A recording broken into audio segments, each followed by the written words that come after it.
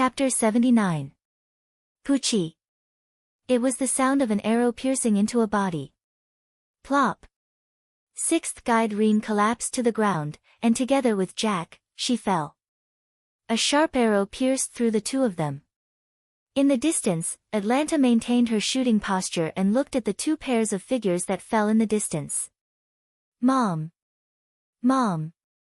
Jack laid in sixth guide Reen's arms and struggled to raise her head to look at her. Sixth guide Reen opened her eyes with difficulty and looked at Jack, who was pierced with her. She raised her hand and stroked Jack's face. Jack. It's okay. I'll use the last command incantation. Jack, even without me, you'll be fine. A red light flashed, and the last command incantation in sixth guide Reen's hand disappeared. Then, sixth guide Reen lowered her hand and closed her eyes. Mom. Mom, whoosh. Puchi. Another arrow shot into Jack's body. Jack could no longer hold on and fell down. Atlanta walked out of the thick fog, looked at the mother and daughter, and shook her head. Such a young child, and yet she became a heroic spirit. She sighed as she spoke. However, at this moment, Jack's corpse moved. Jack stood up as if nothing had happened, and stood up together with the arrow that pierced her and sixth guide Reen. Atlanta quickly jumped back and aimed at her with her bow. Jack turned her body and stood in front of Atlanta. Her head suddenly turned 90 degrees, looked at Atlanta, and said, Why? Why? Puchi. Then, Jack's body suddenly burst open, and a huge cloud of smoke instantly spread out with Jack as the center. The smoke enveloped Atlanta and Wuming, who had already rushed over, and even Jean d'Arc, who was holding a child in the distance, was also involved. A large amount of magic smoke filled Wuming. Wuming closed his eyes and used his mind's eye and his magic detection to explore the surrounding environment.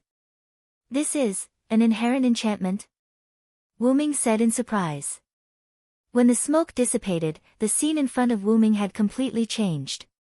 Wuming was now at the intersection of an alley. Wuming frowned and looked around. Decay and dilapidation filled this era. The smog produced by industrial production completely covered this city. Everything in front of him, the walls, the ground, and the houses were all grayish-black, an uncomfortable color. Looking at the newspaper that was blown by the wind, Wuming reached out and grabbed it. What entered his eyes was a large amount of English. I see. If I'm not mistaken, this should be England in 1888. Wuming tossed the newspaper aside and began to walk out of the alley. Just as he was about to reach the main street, he heard a cry for help. Let go of me. Help. Wuming looked in the direction of the cry for help. It was a burly man with a beer bottle who was bullying a teenage girl. The girl's face was covered with a thick layer of foundation.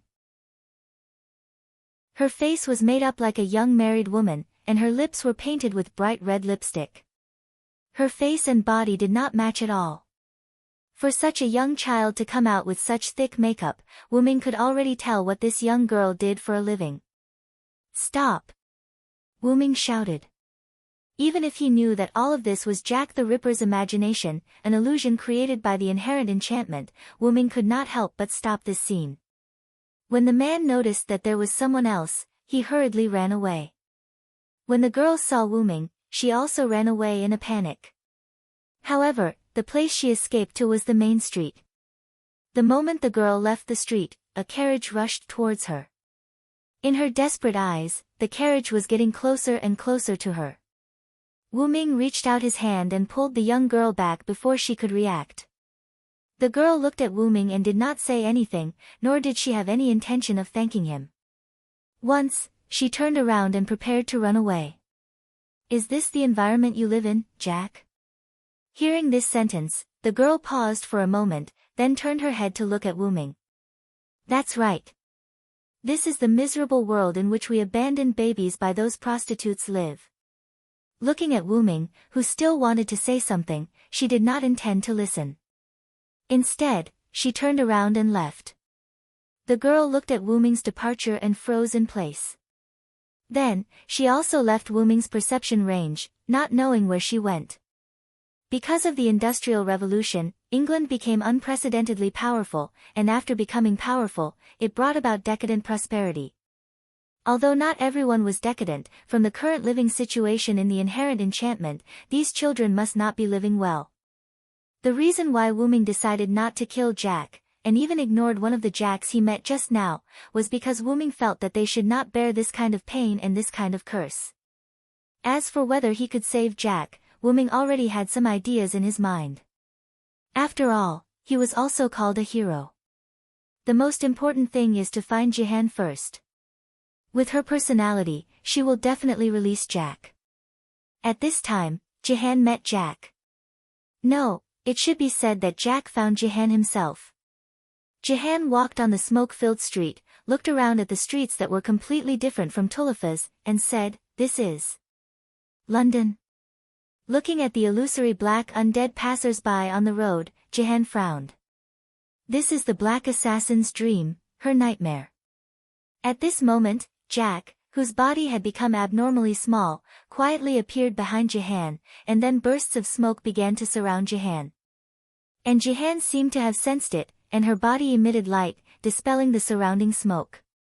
And Jack, on the other hand, fled in a hurry. Jehan turned around and looked in the direction Jack escaped. There. After saying that, she followed.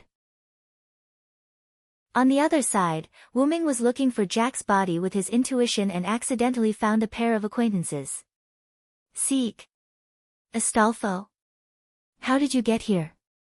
Wyrm looked at Sieg, who was being comforted by Astolfo, and said, "Ah. It's Cedric, that's great. Just now we learned that Jack's master used a command spell, and we searched according to the magic source that Sharon accidentally found. Just when we landed, a cloud of smoke suddenly surrounded me and Master, and just now, something like an illusion appeared. Master couldn't accept it for a while, so I was comforting him." Astolfo explained. "Cedric. Mr." Sieg raised his lowered head and looked at Wyrm with unusually tired eyes. "Is that real? Ryder told me that it's not real." "But..." Wyrm looked at Sieg and said, "Since you saw it, you must accept it, Sieg." After hearing this sentence, Sieg's eyes instantly widened. "In other words, it's all real," Sieg said with an "I knew it" expression. "But the people or things you've been in contact with these days are not fake. I can only say that humans are such an animal." Looking at Sieg, who was still in a daze, Wyrm looked at Astolfo.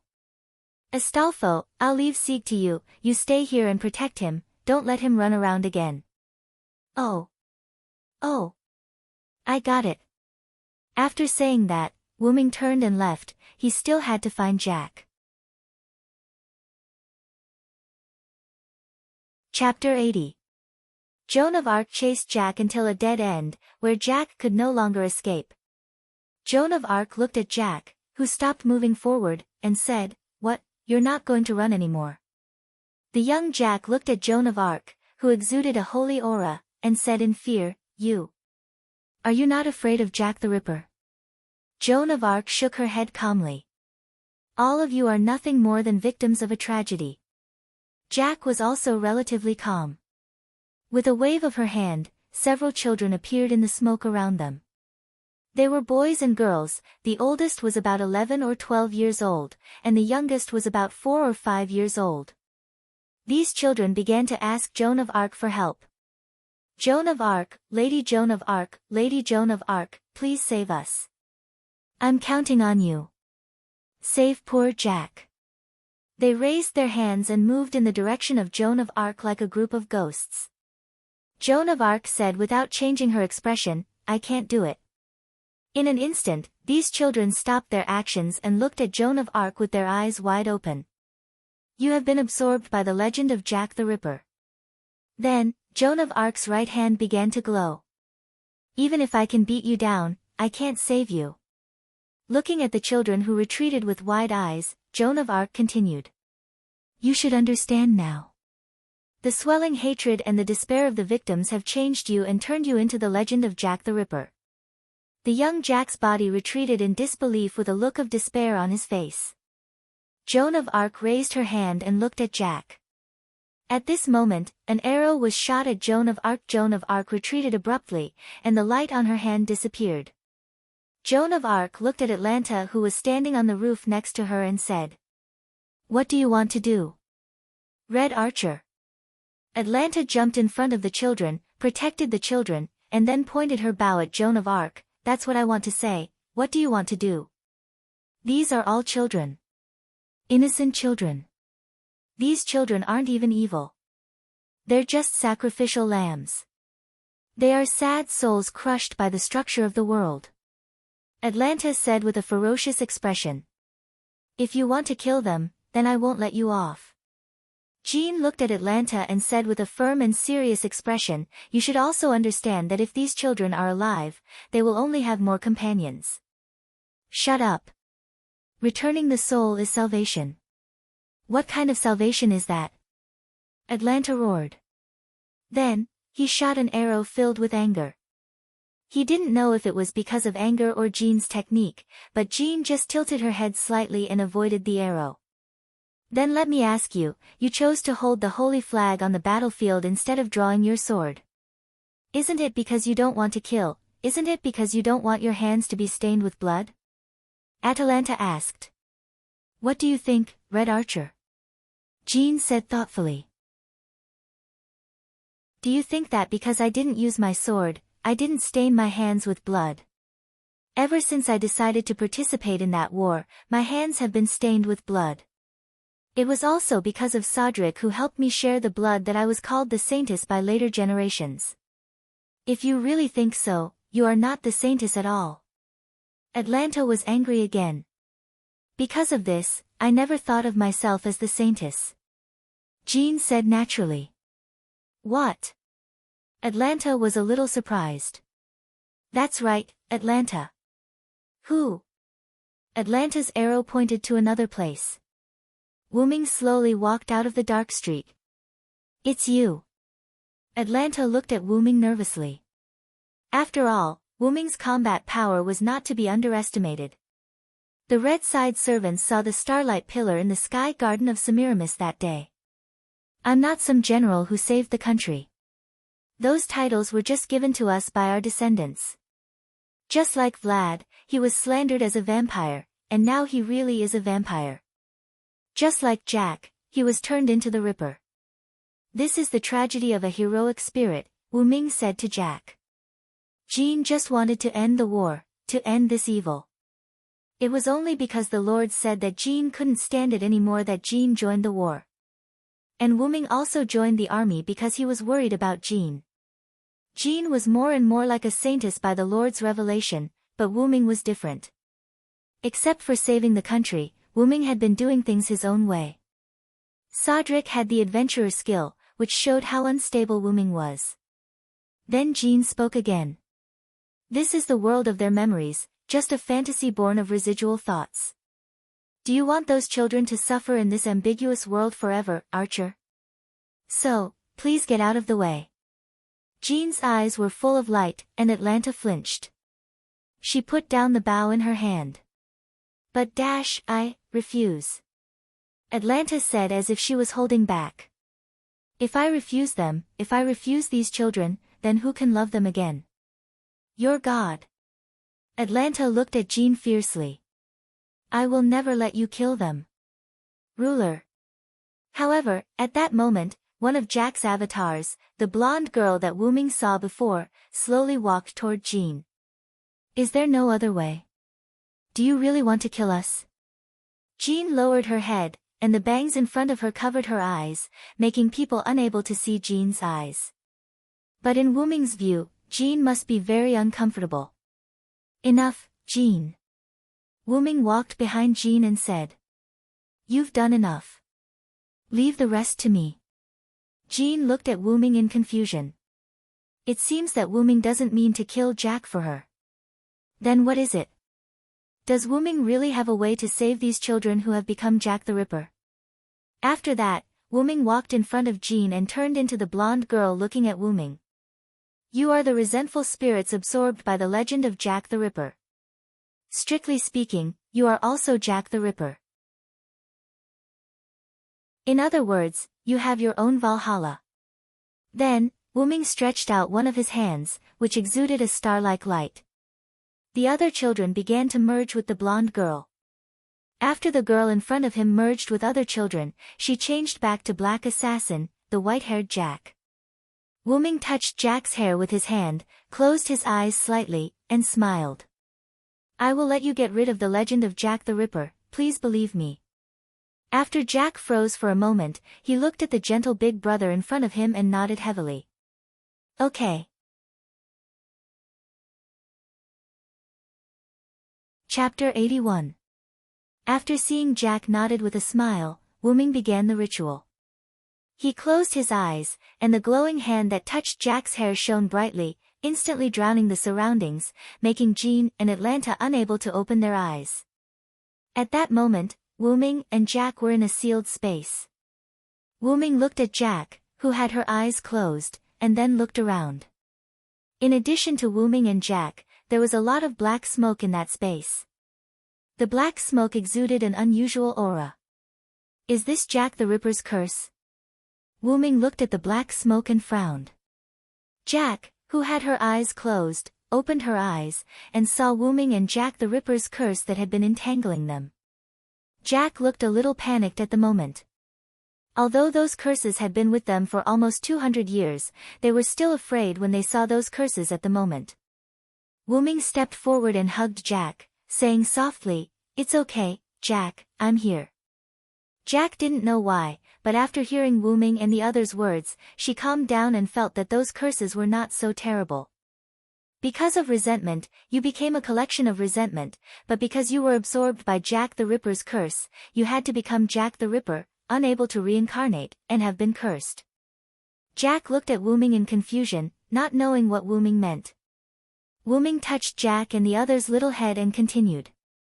So if someone takes your place to bear Jack the Ripper's curse, doesn't that mean you're liberated? Jack stared at Wyrm in disbelief. They already understood what Wyrm meant. But, in that case, big brother, I will become Jack the Ripper, right? Wyrm smiled. Don't worry, I'm the demonic dragon, I won't even blink an eye for a curse of more than 200 years. Wyrm's plan was to absorb Jack's curse into his body by communicating with Jack's soul. In that way, they would just be resentful spirits.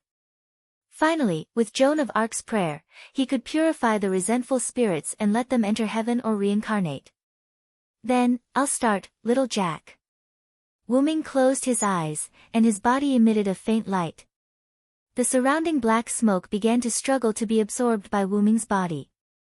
Wyrm vaguely seemed to hear someone struggling. That's Jack the Ripper. Wyrm thought. Soon, at a speed visible to the naked eye, the black fog was completely absorbed by Wyrm. Now, the entire space was no longer shrouded by the black fog, and it was no longer so eerie and terrifying. However, because of the resentful spirits, there was a trace of coldness here. Okay, now you're no longer Jack. Wyrm took a deep breath and said to the souls in front of him. Are we really, really saved? She shed tears and looked at Wyrm in disbelief. Ah! I promise. She hugged Wyrm excitedly and cried. Thank you, thank you, thank you, they just kept thanking him, and this was the only way to express their feelings. Then, let's go out.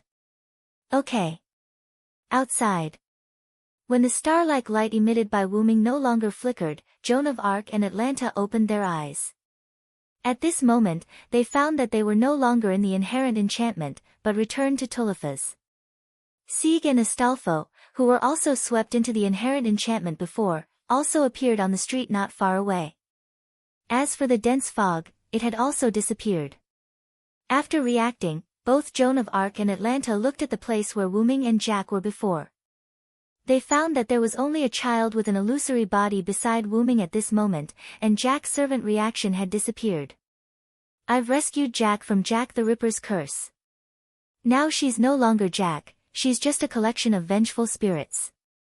Wyrm explained to them. Then Wyrm looked at Joan of Arc and said, Jean, pray for them. At this moment, Joan of Arc was also relieved. After all, If it was just a resentful spirit, as long as it was purified, it could be reincarnated like an ordinary soul. Wu Ming looked at Atlanta, who was at a loss, and then looked at the liberated Jack and said, "What do you want to do?" "Jack, that's not Jack." Jack, who was no longer Jack, went directly to Atlanta. "Hey, Sister Atlanta, thank you for protecting us until the end. We are leaving now to start our new life. Goodbye." Atlanta looked at the child who said so and shed tears. The black fog on her right hand also disappeared at this moment. Atlanta wiped her tears and said to Jack, with a smile, "Ah, go, I wish you happiness." Then, under Joan of Arc's prayer, Jack turned into a little starlight and disappeared. Before disappearing, Wu Ming vaguely heard, "Thank you, big brother, goodbye, Jack." Then Wu Ming shook his head again. Obviously, Jack was no longer Jack, and he was Jack. Then, Wu Ming looked at Atlanta. "So, do you have anything to say, Atlanta?" Atlanta seemed to have turned back into the famous huntress because some of the curses around her body had disappeared. "I have nothing to say. Thank you, Cedric." Atlanta looked at Wu Ming, her eyes full of gratitude. Atlanta looked at Joan of Arc again. "I will beat you down and make you agree with my idea of, all children can be saved, ruler." Atlanta was like a hero, challenging another hero. Joan of Arc smiled bitterly. "Ah!" With a roar, Frankenstein fell from the sky and hammered at Atlanta with a giant hammer. Atlanta dodged nimbly, then looked at Wu Ming again with gratitude, jumped on the roof, and left. "Are you okay? I couldn't find you just now." After a while, the thick fog suddenly disappeared. Berserker, who was sent by His Highness Cowles to look for you, saw the red archer and thought you were attacked, so he rushed up directly, Karen said through telepathy. "It's okay. The black assassin has been dealt with. Let's talk about what happened later," Wu Ming replied. Then Wu Ming and Joan of Arc, as well as Astolfo, who was supporting Sieg, and Frankenstein, who came to support, returned to Malnia Citadel. Tolofaz returned to its peaceful state. None of the residents here knew that the man-killer fiend incident had been dealt with while they were asleep.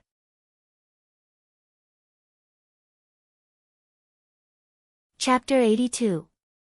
The next day, noon, Marinia Citadel, conference room.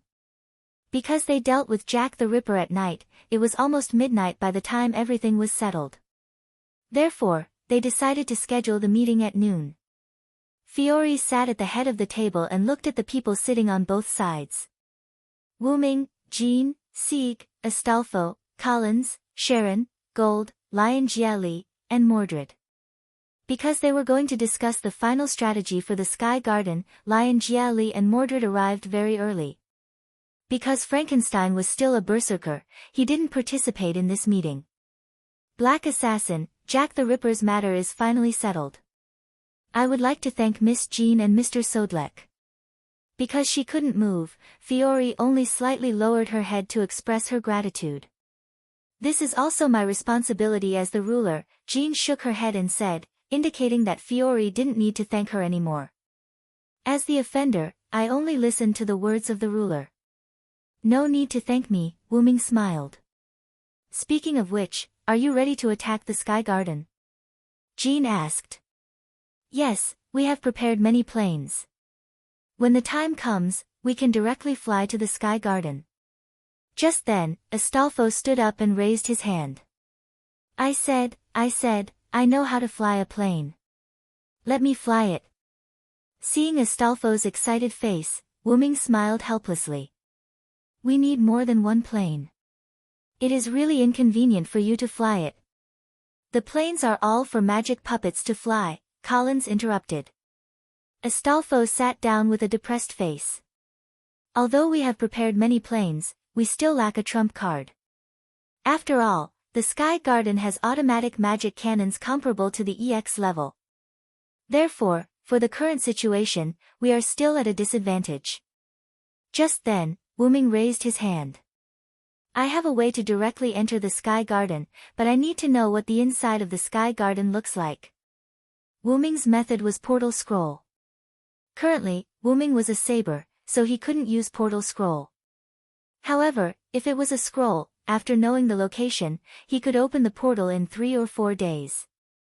Then, Wyrm opened Dragonist and took out a golden scroll. Putting it in the center of the table, Wyrm began to explain. This is a high-level magic scroll called Portal. It can connect any 2 known locations to teleport magic, provided that you have the images of the 2 locations in your mind.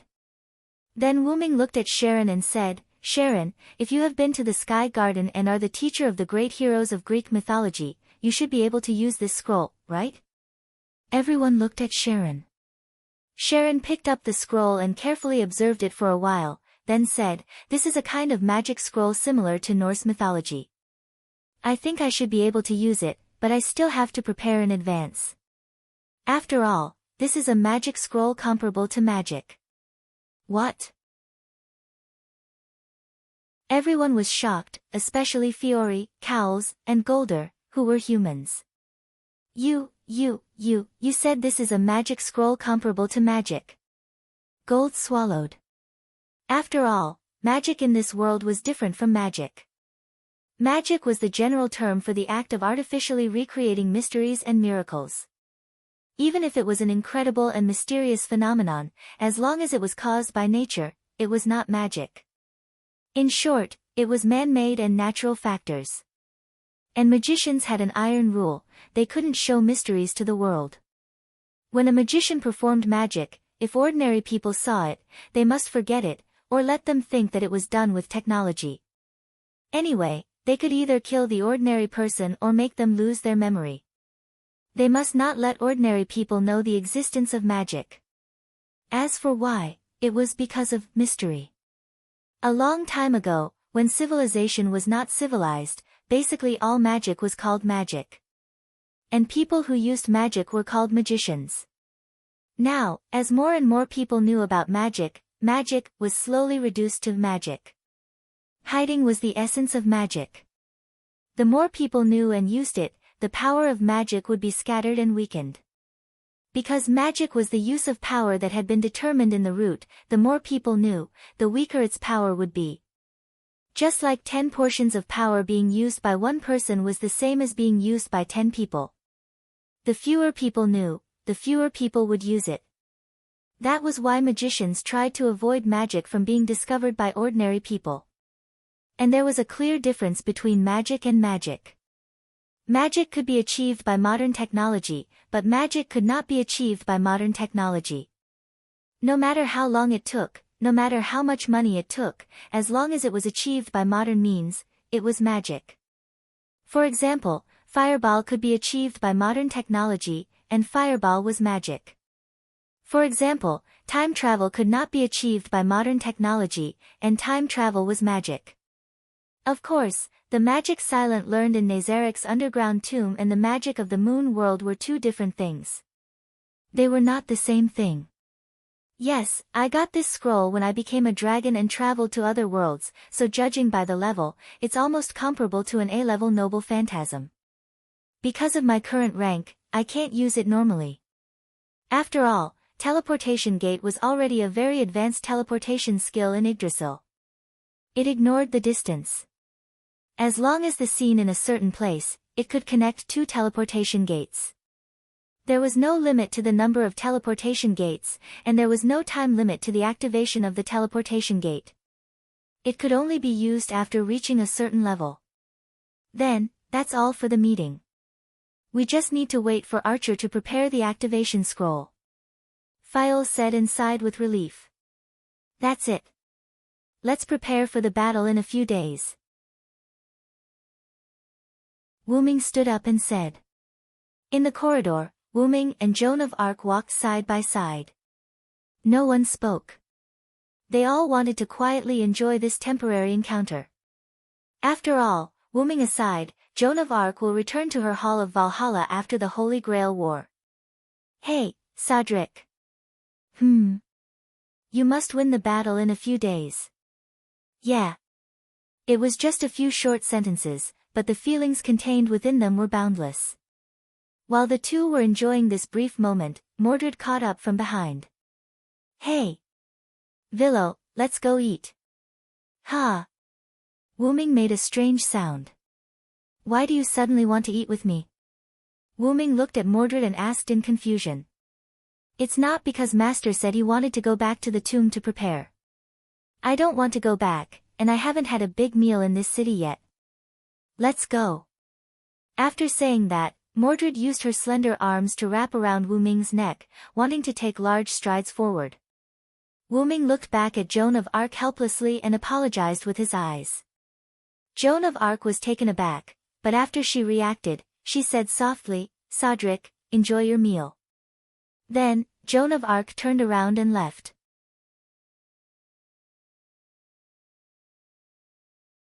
Chapter 83. Mordred dragged Wuming to a restaurant that Mordred said was delicious. Then, under the usual gaze of the restaurant owner, he served Mordred a dozen dishes. Wuming, on the other hand, ordered a few dishes symbolically, and then looked at Mordred, who began to gorge herself, and could not help but mutter softly. Could it be that the Pendragon family are all big eaters? King Yusef is the same. He usually eats a lot, but Leah eats even more. Now Mordred is eating so much. I'm starting to wonder if the Pendragon family has two stomachs. Mordred, who was happily eating, glanced at Wuming, tilted her head and said, Did you say anything? No, why would I? Hurry up and eat. It won't taste good when it's cold. With that, Wuming also picked up the cutlery and began a war of tongues. By the way, this tastes good. Wuming's mouth moved as he said. Right, right? The food in this restaurant is superb. Ah. With that, Mordred took another bite. Yes, yes. Wuming looked at Mordred somewhat dotingly. Logically speaking, Mordred is also my daughter, because Morgan Le Fay wanted to create an invincible weapon to help her seize the throne of King Arthur. Morgan Le Fay also collected Wuming's bloodline and mixed her bloodline with Artoria's and Wuming's bloodline to finally create Mordred. Because Wuming's root dragon bloodline was too powerful, the Wuming bloodline in Mordred's body was very thin. Although the root dragon bloodline in Mordred's body was thin, she was still Wuming's daughter. As mentioned before, Mordred was not liked by the others in the Knights of the Round Table. Only Wuming approached Mordred with the intention of avoiding the tragedy of King Arthur's son destroying Arthur's dynasty. After all, Wuming knew the legend of King Arthur. But as the days passed, Wuming found that Mordred's personality was too simple, like a child who had just been born for a few years. Moreover, Mordred had a great admiration for King Arthur. In addition, Wuming's previous encounters with Skaha, Maeve, and Cuchulainn did not match the characters he knew. Wuming's understanding of Skaha was that he was a cold and indifferent godslayer who could not abandon talented people. But Wuming's master was like a big sister next door. Of course, that was her state outside of training and battle. As for Maeve, legend had it that she was a wanton young woman, an arrogant and intelligent woman. But Wuming's Maeve was somewhat arrogant, but her character was not wanton. Then there was Cuchulainn. Legend had it that Cuchulainn was a warrior with a fiery temper and was extremely cruel. He often violated the agreement and killed several people in sneak attacks. Wuming's Cuchulainn was a pure warrior and was not cruel. As for violating the agreement and killing people by sneak attacks, Wuming felt that it was even more ridiculous. Wuming's Cuchulainn was not that kind of person. This led Wuming to seriously suspect that the legends of this world were seriously inconsistent with the legends he knew, so Wuming no longer used the characters he knew. Wuming began to treat them as unknown people. In the subsequent contact with Mordred, Mordred seemed to have discovered that she had a connection with them, so she often avoided Wuming. This led to the relationship between the two of them being good and bad. When they were bad, they would speak ill of each other and fight with each other. When they were good, they would play together and eat together. Although Mordred also wore a helmet when eating, which was worth complaining about. Wuming shook his head and looked back at Mordred, who was happily eating, and smiled. What's wrong? Why are you suddenly smiling? Mordred looked at Wuming, who was smiling. Wuming picked up a fork and took a bite of the beef. Enjoying the juicy beef, he replied absent-mindedly, "Nothing, I just thought of something happy." "That's strange." Mordred did not look at Wyrm and resumed her hunt for food. At this time, the door of the shop was opened and a pair of figures walked in.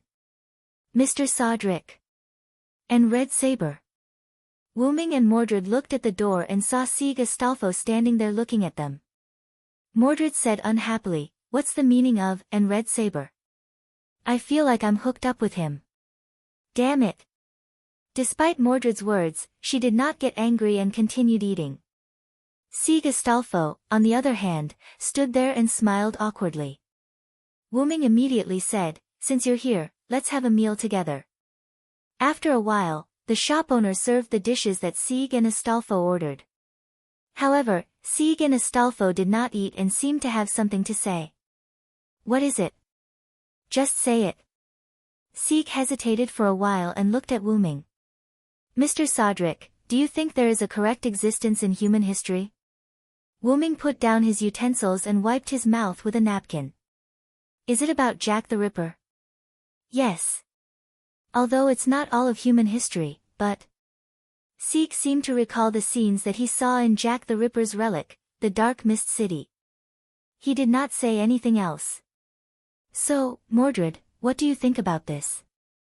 Wyrm did not answer Sieg directly. Instead, he asked Mordred. "Huh?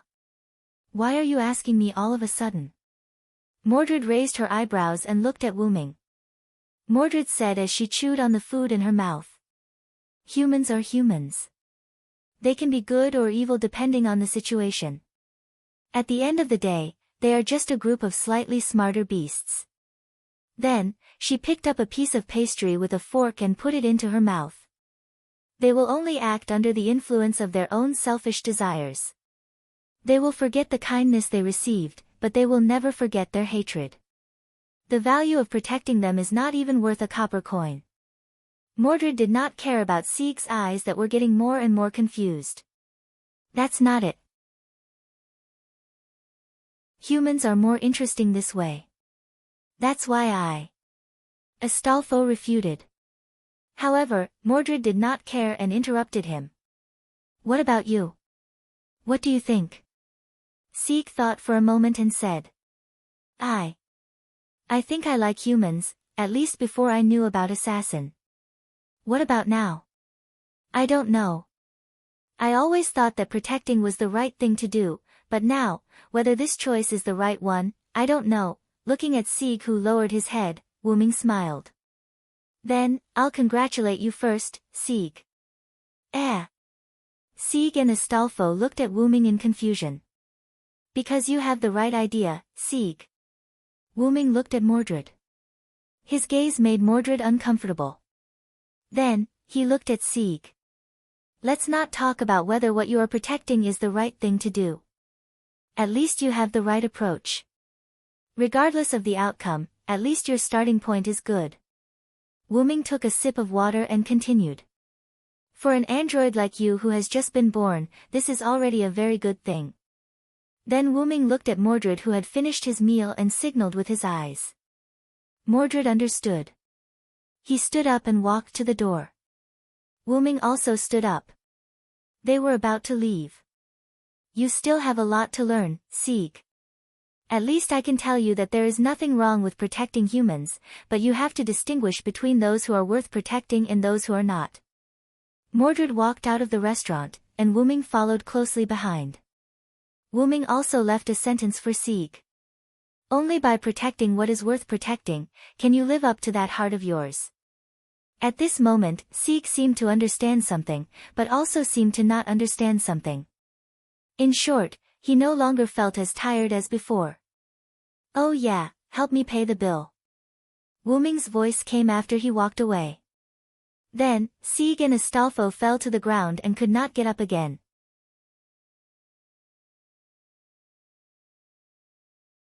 Chapter 84. 3 days later, in the evening, Black Castor's abandoned workshop.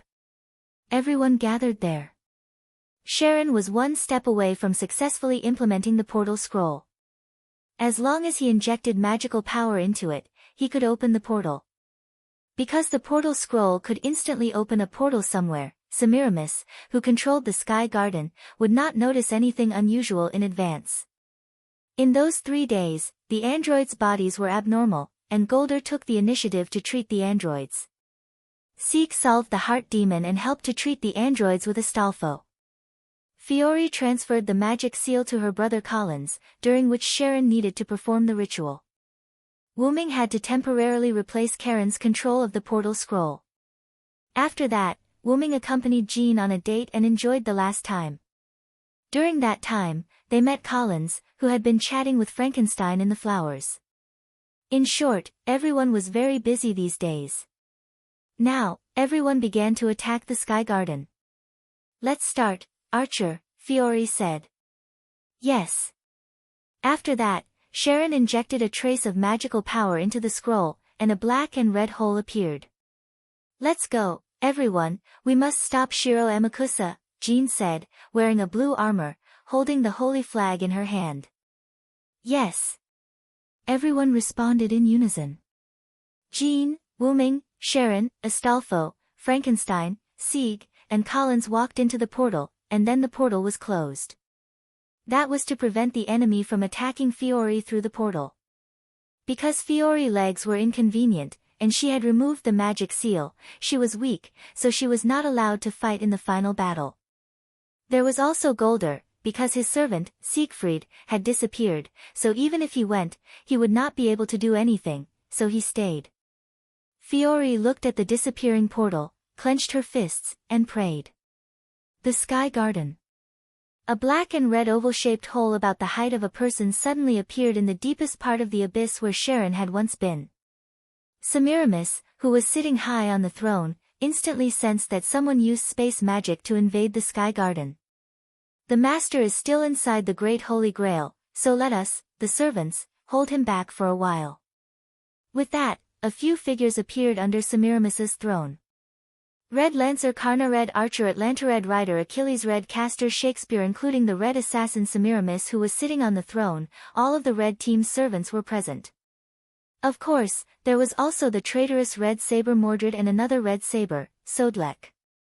Although Red Berserker Spartacus is dead, and Red Saber Mordred has betrayed us, and we are short of 2 servants, the enemy is in a worse state than us. "I hope you won't disappoint me, heroes," Semiramis whispered in a strange tone. No, I won't go to the battlefield, Empress of Assyria," Red Caster Shakespeare said exaggeratedly. TSK. "Then go and protect the Great Holy Grail, Caster." Semiramis seemed to have no way to deal with Caster, who was like a psychopath, and directly ordered him to defend the rear. "So, let's begin, the final battle of the Holy Grail War." On the other side, after Wuming and others came out of the portal, they immediately closed the portal. After that, except for Joan of Arc, everyone else was teleported away by the space magic of the Sky Garden. Joan of Arc looked around vigilantly, and then she had no choice but to move on. After all, time waits for no one, and she didn't have to worry about the comfort of others, they were all heroes. Somewhere in the Sky Garden, Achilles, who had green hair and a crossbow, was waiting quietly with his eyes closed. Suddenly, a brown-haired young man with a ponytail appeared. Sharon looked at Achilles, then looked around and said, "So, it's space magic." "Yes, and it's the best place for you and me to fight." Achilles opened his eyes and said. The relatively empty space was suitable for Sharon, who was the archer, and Achilles, who was the rider, to fight. On the other side of the Sky Garden, Collins, Frankenstein, Sieg, and Astolfo looked at the strange ancient Babylonian street in confusion. All of a sudden, an arrow flew towards them. Boom! Ah! Frankenstein knocked away the arrow with his hammer and roared. "Red Archer!" Collins panicked. "Rider!" Sieg shouted. "Roger!" Hippogriff, the illusory horse of the world. Astolfo summoned the eagle and flew with Sieg and Cowls. Berserker is responsible for the main attack, Red Archer, Rider is responsible for the feint attack, is that okay? Collins, Sieg, and Astolfo discussed. "Well, no problem. Atlanta, who was in a hidden house, looked at Astolfo, who was in the air, and Frankenstein, who was rushing toward them, and she couldn't help but frown. Really, they said, one-on-one, need to contain the opponent's trump card, and each of them has to deal with one servant, but they actually want me to deal with 2 servants. Atlanta drew her bow again, but this time it was 2 arrows. Then, I will let you fall here. I present you with this calamity. Phoebos catchy, petition of the arrow. Between the thrones of Semiramis, Mordred looked at the door and couldn't help but laugh. It seems that we have drawn the trump card, master. But Gialli shook his head helplessly and said, if possible, I really don't want to draw the trump card. Although he said that, Gialli took the lead and said, let's go, Saber, let them see the power of the Knights of the Round Table. Ah! No problem. Master. In a virtual space, Wyrm appeared here. Looking at the dim space around him, Wyrm frowned. It seems that the opponent has a powerful noble phantasm, otherwise, I won't be transferred here. Following a series of footsteps, a fair-skinned man wearing golden armor and golden earrings walked over. He was holding a divine spear that was as bright as the sun. So, my opponent is you, Karna said. No wonder there is this space. If it is in the Sky Garden, it is afraid that you will break it, Karna, Wyrm said. Although I've appeared in this world as Sodric, I've basically inherited all of Varro's treasures. For the time being, I should be able to put up a fight. Wyrm condensed his armor and took out his meteor silver. Then, Wyrm looked at Karna.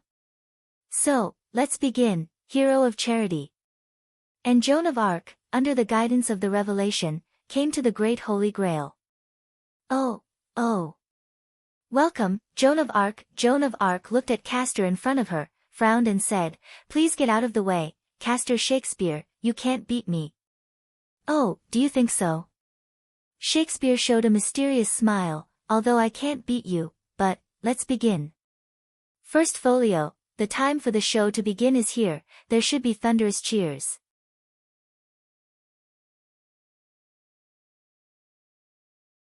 Chapter 85. Achilles and Charon stood facing each other.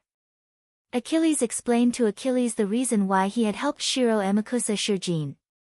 The third magic, heaven's feel. So that's how it is. With the power of the great Holy Grail, it is indeed possible to materialize the soul and save the human race. Charon was not pretentious and evaluated the idea from a third person's point of view. That's right. As a warrior, don't you think this is a dream worth gambling on, Charon? Charon. Achilles asked. Why? Why did you choose such a superficial path, Achilles? Charon frowned and looked at Achilles in confusion. Charon was right. This was indeed a very superficial path. The history of the human race is the history of war. I have lost too many friends, too many people I loved deeply. If I can free people from their fate, this is what a hero should do. Achilles looked straight into Charon's eyes, his expression extremely serious. No. That's just arrogance. You don't want to fight against fate, you want to control it. Charon retorted. In response, Achilles was somewhat disdainful. Although that's the case, aren't you still obsessed with your lost immortal body? That's right. Even if I become a legend, as a star shining in the sky, it is still the same.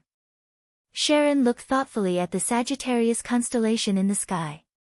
And even though Charon's parents never loved him from the beginning, and his mother even voluntarily became a Linden after giving birth to him, he still wanted to take back the proof of his blood relationship with his parents.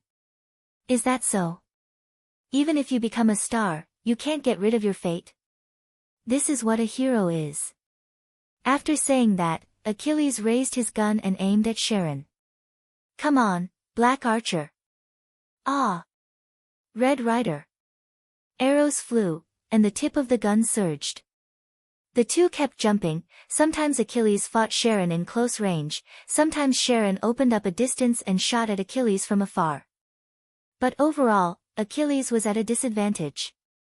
What's wrong, Achilles? Is this all you can do? As your master, I am very disappointed. Damn it. Achilles dodged an arrow and said angrily. It was normal. After all, Achilles' moves were taught by Charon. Basically, Charon could almost predict what Achilles wanted to do as soon as he moved. Moreover, Charon also had B+ clairvoyance and a mind's eye, true. Clairvoyance B+, good vision. Capture of distant targets. Dynamic vision increased. At the same time, mind's eye, true, can also achieve limited vision.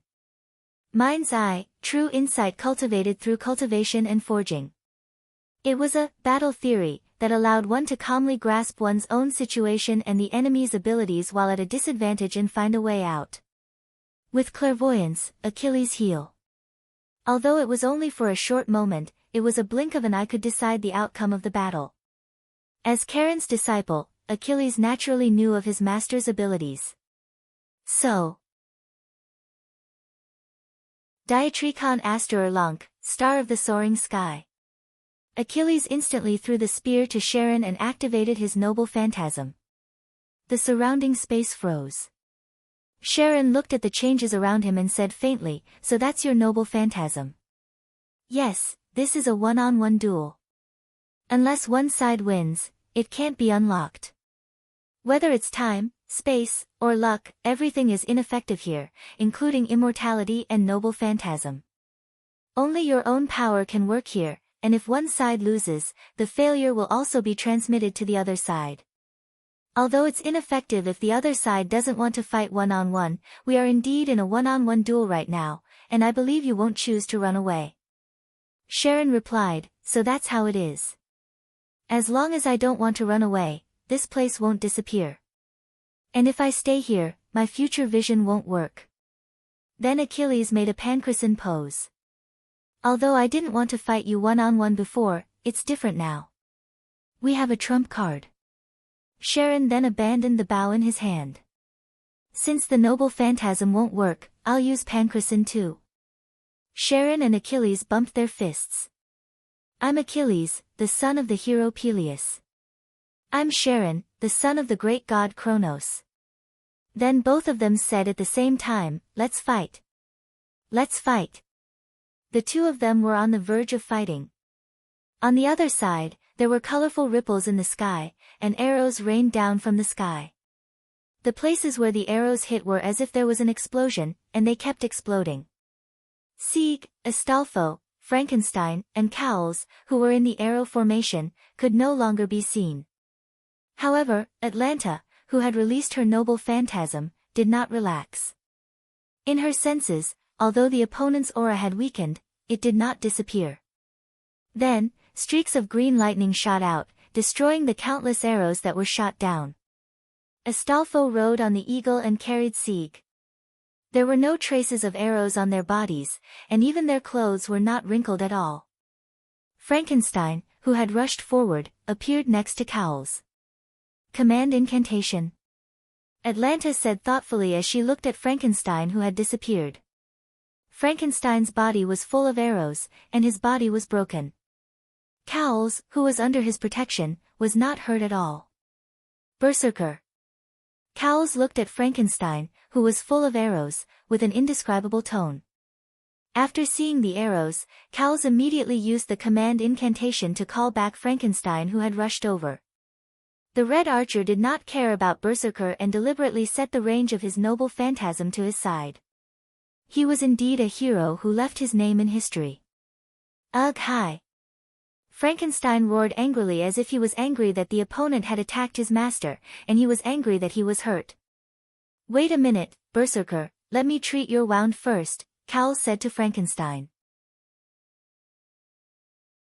At the same time, Cowles said to Astolfo and Sieg, who were flying in the air through spiritual communication, please ask Ryder to restrain Archer, or else we won't be able to rush over. Understood. Astolfo roared and rushed up with Sieg. Atlanta, who was hiding in the shadows, looked at the eagle rushing over from the sky and immediately drew her bow. After drawing the heavenly bow to its fullest, the rank a powerful arrow was shot out. Atlanta's noble phantasm, heavenly bow, could be strengthened to A level after fully drawing the bow.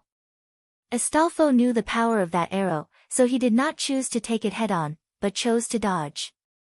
However, when Astolfo dodged, several more arrows were shot at him. While moving, the eagle frantically dodged the arrows. However, there was an arrow hidden behind another arrow. The arrow behind caught up with the arrow in front of it, causing the two arrows to deviate at the same time and shoot towards the eagle that had just dodged. That showed how amazing the archer's archery was. Astolfo knew that he could not avoid the arrow, but he did not panic. When the arrow hit the eagle, along with Astolfo and Sieg on its back, disappeared like a phantom. They reappeared somewhere in front of him. What? Is this dimensional jump? At that moment, the eagle had almost rushed to Atlanta, and Astolfo was also happy. That's right, this is Hippogriff's special ability, dimensional jump. Although it's only for a short time, tonight is indeed a moonless night. Don't underestimate me as one of Charlemagne's 12 warriors. Astolfo had a legend that the moon took away his rationality, so it was not surprising that Astolfo regained his rationality on a moonless night. Astolfo instantly poured his magical power into the eagle's body and activated the eagle's B-level noble phantasm. Although the eagle's level was inferior to the griffin, which was a divine beast, the crushing damage caused by its dash was comparable to a grade of physical attack. Go! Hippogriff.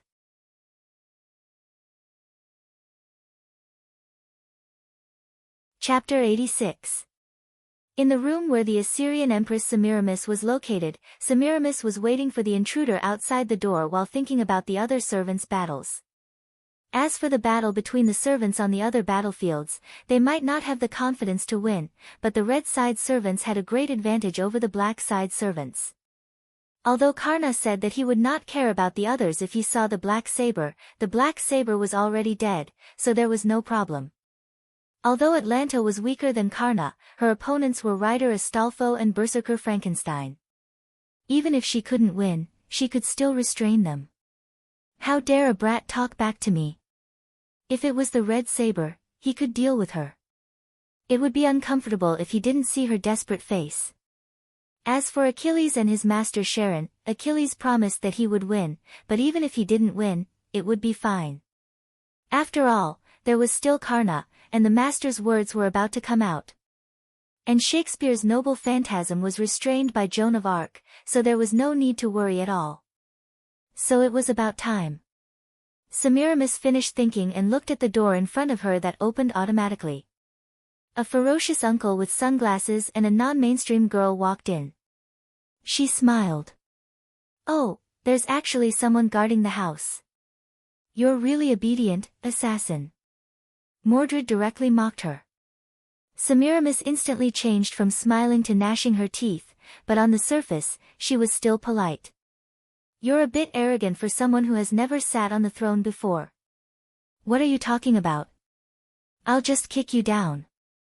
Hearing Mordred's words, Semiramis couldn't help but smile. Then she smiled and said, the reason why I used space teleportation to lead you here is that I want to personally teach you how to talk. Semiramis waved her hand, and several pipes stretched out from the surrounding walls, spraying a kind of lavender mist. At this moment, Mordred also noticed that the door was beginning to close. It's a trap. Master. In an instant, Mordred roared and kicked the lion out of the door that was about to close. And because Mordred didn't use much strength, the lion quickly landed, and then quickly threw a crystal to Mordred, who was still in the room. The door closed. Damn it. Saber, come to my side. One of the 4 command seals in Lion Jiali's hand disappeared, but the command seal's effect didn't happen. What? The command incantation won't work anymore. I have some understanding of command incantations. Semiramis' voice suddenly sounded. She continued, although the time is short, I can also interfere with the master's contract with the servant, including command incantations. Damn it. Jiali the lion could only wait anxiously outside the door. Let's hope that Sodric's item is effective. Inside the door, the space was filled with a faint poisonous fog. Mordred put on his armor, and at the same time, he immediately poured a trace of magic power into the crystal that Lion Jiali threw in. In an instant, the power of the crystal enveloped Mordred, making the poisonous fog around Mordred unable to invade. What? This time, it was Semiramis who was shocked. What kind of item is that? It can actually block my poison. Mordred held the crystal that was emitting a faint light and said softly, "You've helped a lot, Villo. I'll treat you to a drink." This item was the one that Wuming gave every participant when he knew Semiramis' real name. At that time, Wuming said, "Semiramis is the most ancient poison killer. We are going to enter the poison killer's noble phantasm, so we have to be careful. Especially Sharon, if he falls into her trap, he'll be finished. But the rest of you, don't be careless. This crystal is an item that is used to resist poison. Just pour a trace of magic into it and it can be activated. Carry it with you, just in case." Mordred gave the crystal to Jiali. Mordred said that it was too much of a hindrance to carry it, and that it would be used when the time came. Jiali the lion threw the anti-poison crystal into the door before it closed. Wuming also judged the level of the Yggdrasil, world tree, item in the moon-shaped world. World-level items were classified as EX, God-level items were classified as A, Legendary-level items were classified as B, Holy Relic items were classified as C, Heritage-level items were classified as D, and the highest-level items were classified as E. What do you think? Vicious woman. What other tricks do you have? Use them all. Mordred opened her helmet and put the crystal into her mouth. The crystal was not very big, and it just happened to fill her mouth.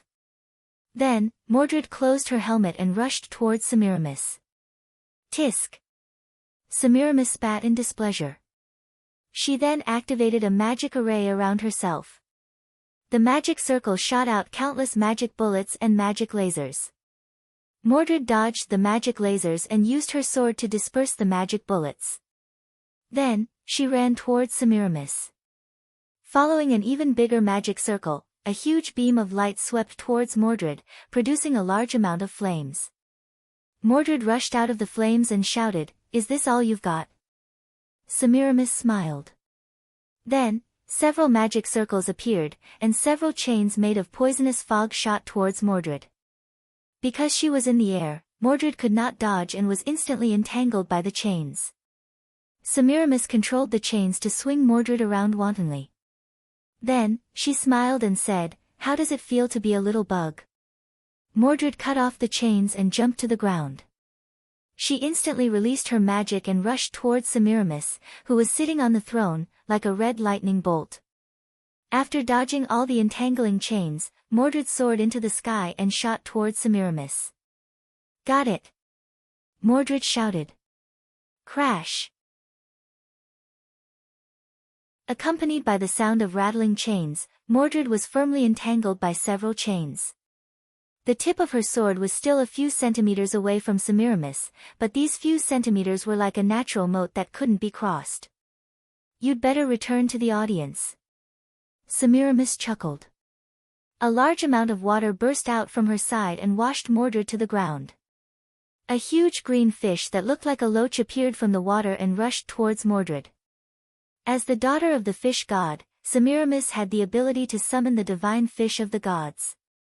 It opened its mouth, which was as tall as two people, and bit down viciously at Mordred. Mordred blocked its mouth with her sword and gathered red lightning in her other hand. She then shot it out and killed the divine fish. A large number of divine fish appeared from the water and tried to bite Mordred.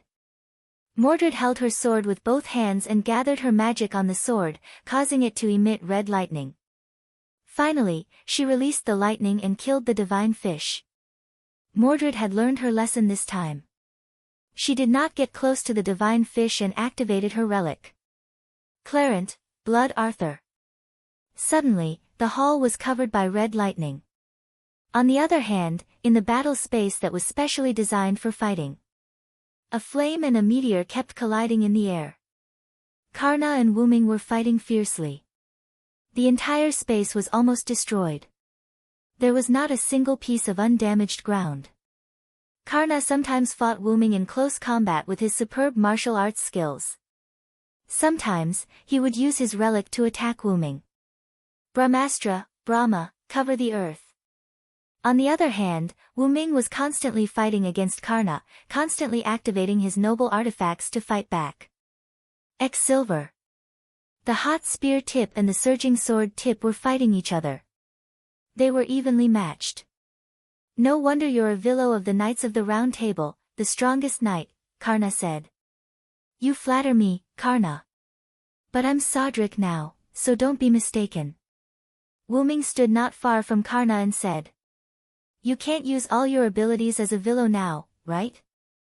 Karna suddenly asked.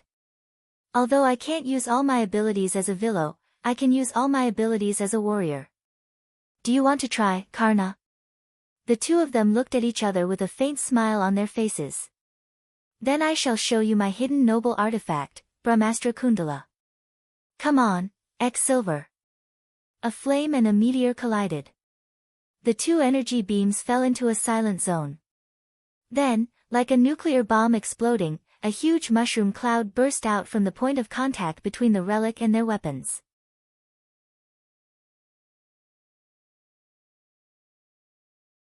Chapter 87. Wyrm and Karna stood in the middle of the battlefield, where the ground could no longer be seen. The two looked at each other.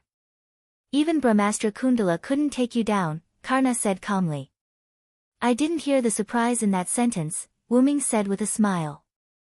Karna just shook his head and said, you can block my Brahmastra Kundala, which means you are indeed the legendary British Silver Dragon Villo. Then he said, it seems that Sodric, the General of Salvation of France, is not you. No, it's your other identity, Villo. Wyrm obviously noticed that Karna had a special skill, and he already knew that he was both Sodric and a Villo. Poor man's insight the ability to see through the other party's character and attribute, and not be deceived by verbal excuses and deceit. I once had the honor to ask the weak about their life and value, so I have the ability to see through the other party's character and attribute, Karna explained. You are not an evil person. In that case, the rumor that the Villo who transformed into the demonic dragon possessed Sodric is a rumor. No, it should be said that the Villo and Sodric are the same person, so the rumor is also correct. Wyrm couldn't help but praise, as expected of Karna, the hero of charity. Yes, I am both Sodric and a Villo, but I am now summoned as Sodric, so I only have Sodric's skills and noble phantoms. Karna said, then, in order to show my respect, I will give you my strongest attack. After that, Karna's body began to ignite in flames. Upon closer inspection, the thin and sturdy golden armor on his body began to turn into flames. The flames gathered at the tip of the divine spear transformed from the Brahmastra. Is that so? Then I can't hide it anymore. As he spoke, Wyrm also raised his silver knight sword. Comprehend the mercy of the King of Gods. Karna raised his spear, and the air around him began to heat up. Indra, watch carefully. The armor completely peeled off his body and turned into flames. The damaged ground around him began to melt. Extermination, this stab. The flames wrapped around the tip of the spear, forming a huge lightning spear. At this point, this place was already a sea of flames. Burn completely. A huge sun will shone behind him. Vasvi Shakti, O sun, submit to death. The stars hidden in the world. Meteor Silver's blade began to emit a white light, illuminating everything around it. A sacred sword that can wipe out all evil. Cracks appeared on the body of the sword, and an even more dazzling golden light burst forth from within. There's no need to cover your light anymore. The body of the sword was completely shattered, and a dazzling golden sword of light appeared. It was constantly floating, and the silver sword fragments were attached to the golden sword of light. Shine! The sword of light soared into the sky. Silver meteor. The unparalleled lightning collided with the dazzling starlight. The space somewhere in the sky garden gradually cracked. Sharon and Achilles were in an independent small world. Atlanta and Astolfo, Sieg, Frankenstein, and cowls were in the residential area of the Sky Garden. Semiramis and Mordred between the thrones, and Giali, the lion outside the door. Joan of Arc in the environment, and Shakespeare, who was playing the role of evil. Shiro Amakusa, who was about to walk out of the Great Holy Grail. These people all saw the scene and heard the sound of the world's destruction. Boom boom boom boom boom. The cracked space directly exploded, and a huge amount of energy violently poured onto the Sky Garden. A large amount of light seemed to have turned into a substance, raging and destroying everything in the Sky Garden. Whether it was Achilles and Charon who came out of the one-on-one space after removing the star of soaring skies Diatrico Aster Lonk. Atlanta, who realized the crisis and fled quickly, and Astolfo, Sieg, Frankenstein, and Cowles, who were carried by the eagle. They were all desperately running in the opposite direction of the light. To be precise, they were fleeing. Almost everyone used skills or noble phantoms. Achilles used his noble phantoms, which allowed him to pass through the vast battlefield in one breath. Even if there were obstacles in the field, his speed would not be reduced. Charon used his skill, Divine Wisdom A+, to simulate his own skill as a centaur, 1,000-mile scamper. Divine Wisdom A+, except for the hero's unique skills, almost all skills, limited to ancient Greece, can be played with BA level proficiency.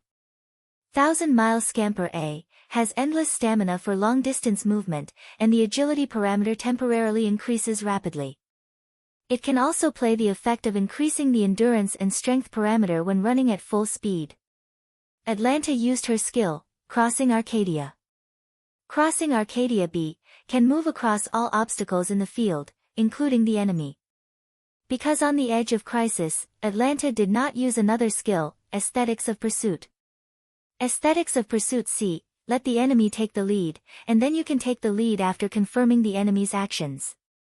Although the enemy ran first and she would overtake the enemy first, Atlanta did not dare to use this skill when the light behind her was spreading rapidly. If she did not run fast enough, it would be bad if the light caught up with her. Astolfo, on the other hand, let the eagle carry the four of them and used Hippogriff's trump card, Dimensional Jump. Dimension Jump. After releasing the true name, the eagle and its rider will switch into a blurry posture and disappear when the eagle screeches. It can escape all forms of observation in the world, and even reappear in other places. This ability could be called a bug-level ability, saving the lives of the four of them. No one knew how long it took, the light disappeared, and the original huge sky garden disappeared directly. The Great Holy Grail, which was originally in the center of the Sky Garden, was also exposed. Next to the Great Holy Grail was Joan of Arc and Shakespeare, who came out of the environment. The hall in the center of the throne was also exposed, revealing Semiramis, Mordred, who was covered in blood, and Giali, whose body was pierced in many places. Everyone, whether they were servants or masters, looked at the huge sky fortress that was missing half with a trembling mind. Even Fiori and Gold in the distant Mylnia fortress noticed the magical anomaly of the Sky Garden. Semiramis had a special skill of double summoning, and she also had a caster class.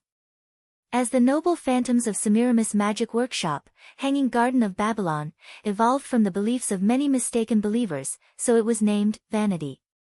Because of that, the conditions to activate this noble phantoms were quite harsh. Not only did it require the wood, stone, minerals, plants, water, and other materials from the ruins near Iraq's capital, Baghra, where Semiramis lived, but it also required 3 days and 3 nights of non-stop chanting to complete it. It was really 3 days and 3 nights, that is, 72 hours. And now, this magnificent building was about to disappear once again.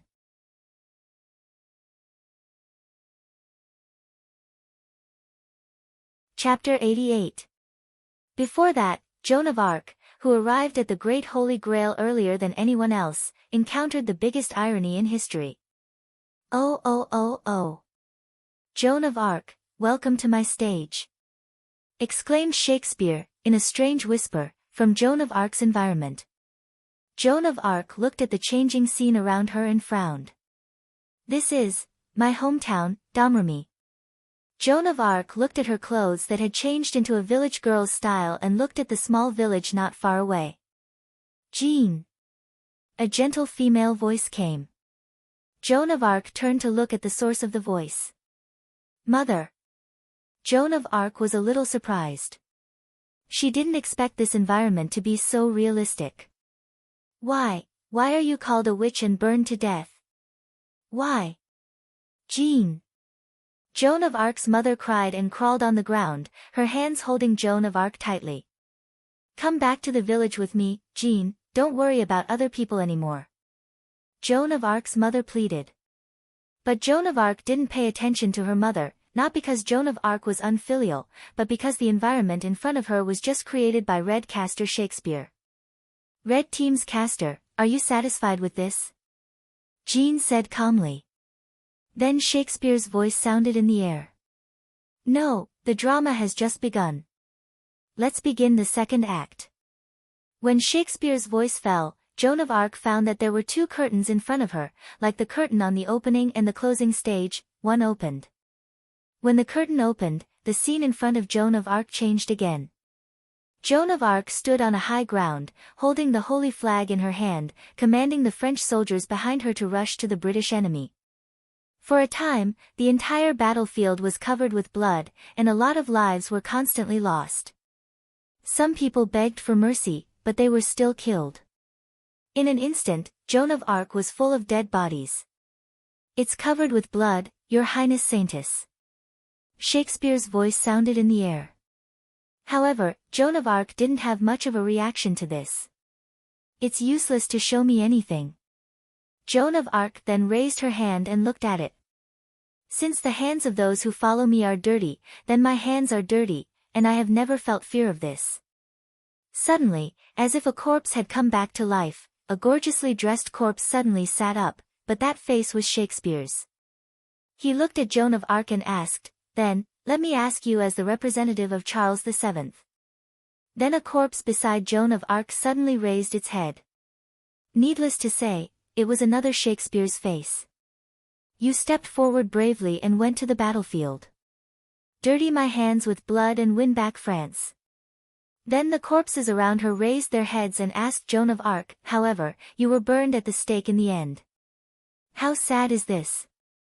"In my opinion, this is betrayal. Tragedy. Despair. Even so, do you still believe in the Lord? Do you still think that fighting is meaningful?" However, Jean still turned a blind eye to these and replied calmly, "Of course. My death is a fate that I have never escaped." Then Joan of Arc raised the holy flag in her hand and said, "Since I raised this flag, I have lost the right to die peacefully in my hometown." For Joan of Arc, who was not affected in the slightest, Shakespeare was not disappointed. One of the corpses snapped his fingers, and the scene changed. Joan of Arc looked at herself in a prisoner's uniform, her hands were handcuffed, and the handcuffs were connected to this rope. She was led forward by a knight riding a horse in front of her. In this way, how could Joan of Arc not know where she was now? "What a bad taste, Castor," Joan of Arc said sarcastically to Shakespeare. No, this time it's not you, Lady Saint." The knight riding the horse in front turned back and looked at Joan of Arc. Sure enough, it was another Shakespeare's face. Shakespeare pointed to the front, and Joan of Arc looked in the direction he pointed. Joan of Arc's pupils shrank slightly. Sauterlech. Yes, it was Joan of Arc's childhood friend, General Sauterlech, or Wuming, who was burned at the stake in this illusion. Wuming's eyes were lifeless as he was tied to a pillar by iron chains. The flames around his body were burning fiercely. Joan of Arc hurriedly ran over, but when she was still a certain distance away from Wuming, she was pulled by the rope in her hand.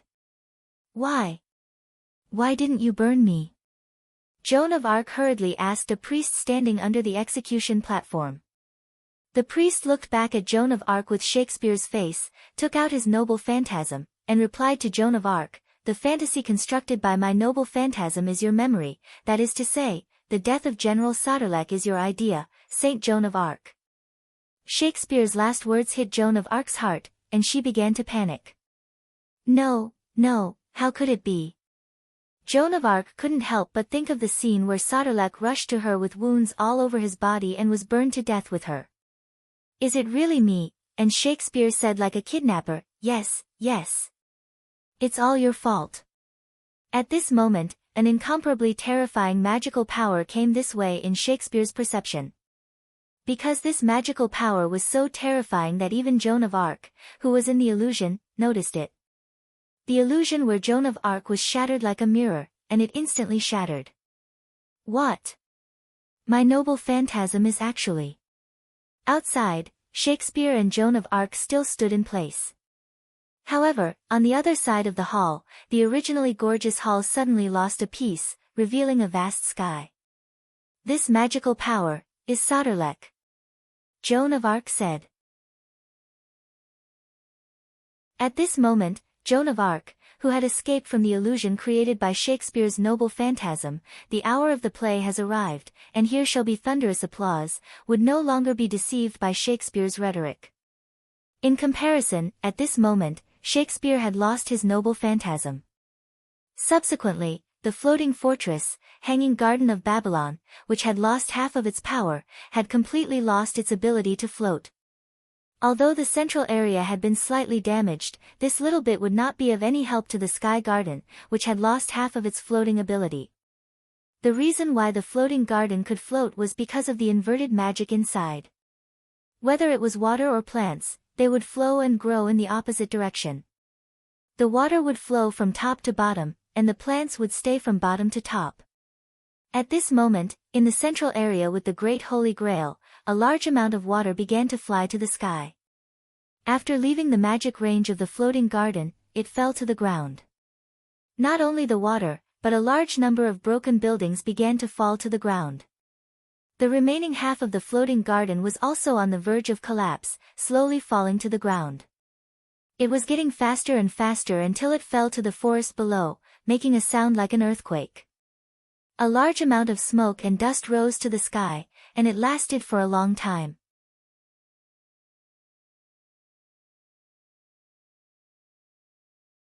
Chapter 89. Amidst the ruins of a large number of buildings, a hand suddenly reached out from one of the taller ruins. Accompanied by a burst of debris and dirt, Wyrm struggled to crawl out. Wyrm was covered in wounds, and his broken armor was almost completely gone. Wyrm panted heavily and looked ahead tiredly. He saw another hand reaching out from the taller ruins. However, compared to Wyrm who struggled to climb out, this figure was more illusory and weak. After getting out of the ruins, he half-squatted on the ground. Karna could no longer stand. After all, compared to Wyrm who did not sacrifice any defense, Karna had stripped off the armor that was connected to his skin to form Karna's most powerful noble artifact, Sun Wheel, Obedient Death, Vasvi Shakti. In the Hindu mythological narrative, Mahabharata, Karna was willing to strip off his armor and give it to the Thunder Emperor Indra because he knew that he had been tricked. Indra was moved and gave Karna a divine spear that could kill everything with one hit. The noble artifact that evolved from it became Karna's strongest defense and received a certain degree of damage to obtain his most powerful attack. However, because his body was already damaged and had no defense, under the aftermath of the collision between Sun Wheel, Obedient Death, Vasvi Shakti, and Meteor Silver Meteor, Karna's injuries were more serious than Wyrm's. Even his spirit core was slightly cracked. Cough. As expected of the legendary knight Vilo, Saranth. What a beautiful attack, cough cough cough. Karna said to Wyrm with a weak smile. It was obvious that Karna was having a good time even though he was in a terrible state. Wyrm also smiled happily and said, "You don't have to flatter me, Karna. If it weren't for the fact that the virtual space we were in prevented the explosion from spreading, you wouldn't have been so badly injured." Wyrm was right. Because the virtual space was comparable to an inherent barrier, the aftermath of Wyrm and Karna's noble artifacts did not cause it to explode. As a result, the aftermath of the explosion caused secondary damage to Wyrm and Karna, which was why they were in such a sorry state. It was like comparing the damage caused by a bomb exploding in a narrow room with the damage caused by an explosion in an open space. Wyrm was not so bad. Although he was not in his true form, he still had the protection of his incomplete dragon scales, so his spirit core was not damaged. However, he was still injured. Cough cough. I've heard of the Star Holy Sword X Silver. Now that I've seen it, its power is indeed extraordinary. In the face of Karna's praise, Wuming felt a little helpless, and blushed inwardly. After all, Wuming did not have this noble artifact in the first place. Wuming, who was in the real world of Wuming, did not have this noble artifact. Even Wuming, who was in the real world of Villo, did not have this noble artifact. This noble artifact evolved from one of Wuming's skills with the help of suppression. Miracle, legendary. Dragon, legendary. Miracle, legendary. Before Wuming faced Karna's strongest attack, he had the belief that he had to win, which led to the activation of this skill. In addition, the suppression of the world where Wuming was in had a special relationship with Wuming, so to a certain extent, it supported Wuming, allowing him to obtain an evolved noble artifact. Silver Meteor, X Silver Meteor, Level, EX Type, Evil Noble Artifact Distance. Maximum Catch. This was a treasure created by the suppression of the planet. The Sacred Star Sword, which had been released from its suppression, had the effect of judging the enemy as evil. As long as the enemy was the owner's enemy or someone who had to be defeated, the Sacred Star Sword would give the enemy the attribute of evil. The target of the judgment was both a person and an object. Even concepts such as space and time could be included in the judgment. Because the noble artifact was a part of himself, Wuming immediately used it after obtaining it. He was not unfamiliar with it at all. The suppression knew that Wuming, who was in the real world of Wuming, would not be able to defeat Karna, so it forcibly added a noble artifact to Wuming by relying on Wuming's wait for me skill, Miracle. After all, the character of Sodlek was created by the suppression of history. Adding a noble artifact at the last minute was not a big deal to the suppression. If Wuming, who was in the real world of Villo, had been able to tie with Karna, he would have had a mysterious buff. However, as a Sodlek, Wuming did not have many mysteries, so he really could not fight against the powerful and mysterious Karna. As the origin dragon, Soren was someone whom the two suppression forces had to curry favor with, so he had to be a good host in his own world. It was precisely because of this that Wuming could be considered to have defeated Karna. It was also because of this that Wuming blushed. Although the suppression had good intentions, Wuming was not someone who could not accept defeat. Wuming was not that thick-skinned to be praised by the enemy for defeating him with a power that did not belong to him. However, he could not say that. After all, X-Silver was Wuming's noble artifact, and X-Silver Meteor was an evolved noble artifact that was forcibly catalyzed by the planet's suppression force and the human suppression force. Even without the suppression force's interference, Wuming's X-Silver could still evolve into X-Silver Meteor or an evolved noble artifact that was as powerful as X-Silver Meteor. This was also the reason why Wuming did not hesitate to use X-Silver Meteor. It would be his sooner or later, so it did not matter if it was earlier or later. After all, Wuming was not a heroic spirit that could not grow. Wuming himself could grow, including a part of his noble artifact. Karna could also see that Wuming was a little embarrassed. Although he did not know why, he immediately changed the topic. Can you grant me a request, Your Excellency Sirenthod? Karna no longer called Wuming Sodric. After all, the power that defeated him was from the Villo. Please speak. Wuming looked at Karna, who was about to disappear, and nodded.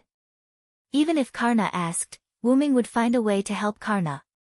After all, this was not a glorious victory. The original master of the red team was caught by assassin with poison. Although the Sky Garden was destroyed and fell, the room where my original master and the others were in was on the other side of the undestroyed Sky Garden.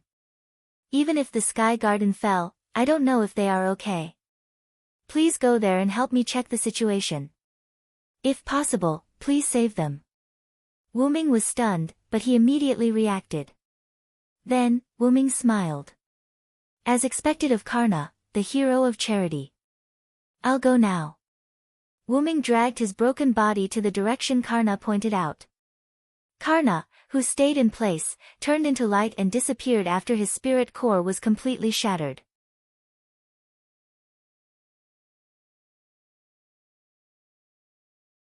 Chapter 90. Wyrm took out many bottles of healing potion on the way, and after drinking all of them, his body almost recovered. Wyrm moved his body, and now, except for the serious injuries on his body, there was no big problem. Because Wyrm had the skill Magic Dragon EX, his mana was not damaged much. Wyrm came to the place where Karna pointed, and everywhere he looked, there was a ruin. The entire sky garden fell to the ground and was almost completely shattered. Wyrm released his mana and began to search for the masters who were controlled by Semiramis poison. Those masters before the Red Servant were not ordinary people, but one of the best magicians. Therefore, when Wyrm arrived, those magicians still had signs of life that even Wyrm almost didn't notice. When Wyrm dug them out, their bodies were already badly mutilated. Wyrm quickly took out 5 bottles of healing potion and gave them to each of them to drink. Yggdrasil was a game that transcended its time. Its degree of freedom was so high that it was unbelievable. But in this game, there was only one kind of item, and that was the health potion called Health Potion. There were no other medicinal items such as Mana Potion, Detoxification Potion, and so on, so they could only rely on other rare items. Because of that, as the only health potion in the game, its performance was naturally needless to say. If it was placed in a noble artifact, it could be judged as a sea-level item. Although Wyrm once gave Astolfo the health potion very easily, it was not a small amount. When he first treated the androids, Wyrm ordered everyone to take 1/3 of the health potion. That was to prevent the androids, who acted as a mana supply battery, from being infected by the bacteria in the air as soon as they came out of the incubator. Sieg was a good example. Because he left the incubator for too long, Astolfo said that before Astolfo took Sieg away, Black Archer Sharon gave Sieg a simple treatment. However, androids born as magic power batteries were different from androids born to fight. Because the androids, which were magic-powered batteries, did not need to move around in the outside world, their creators did not give them excellent physical fitness. It could be said that they would not survive without the nutrient solution in the incubator. This was the racial flaw of the androids that were born as props. Although Sieg was saved by Wyrm's potion at that time, Wyrm did not have a way to solve his gene problem. After all, even if the game had a high degree of freedom, there were no items related to genes.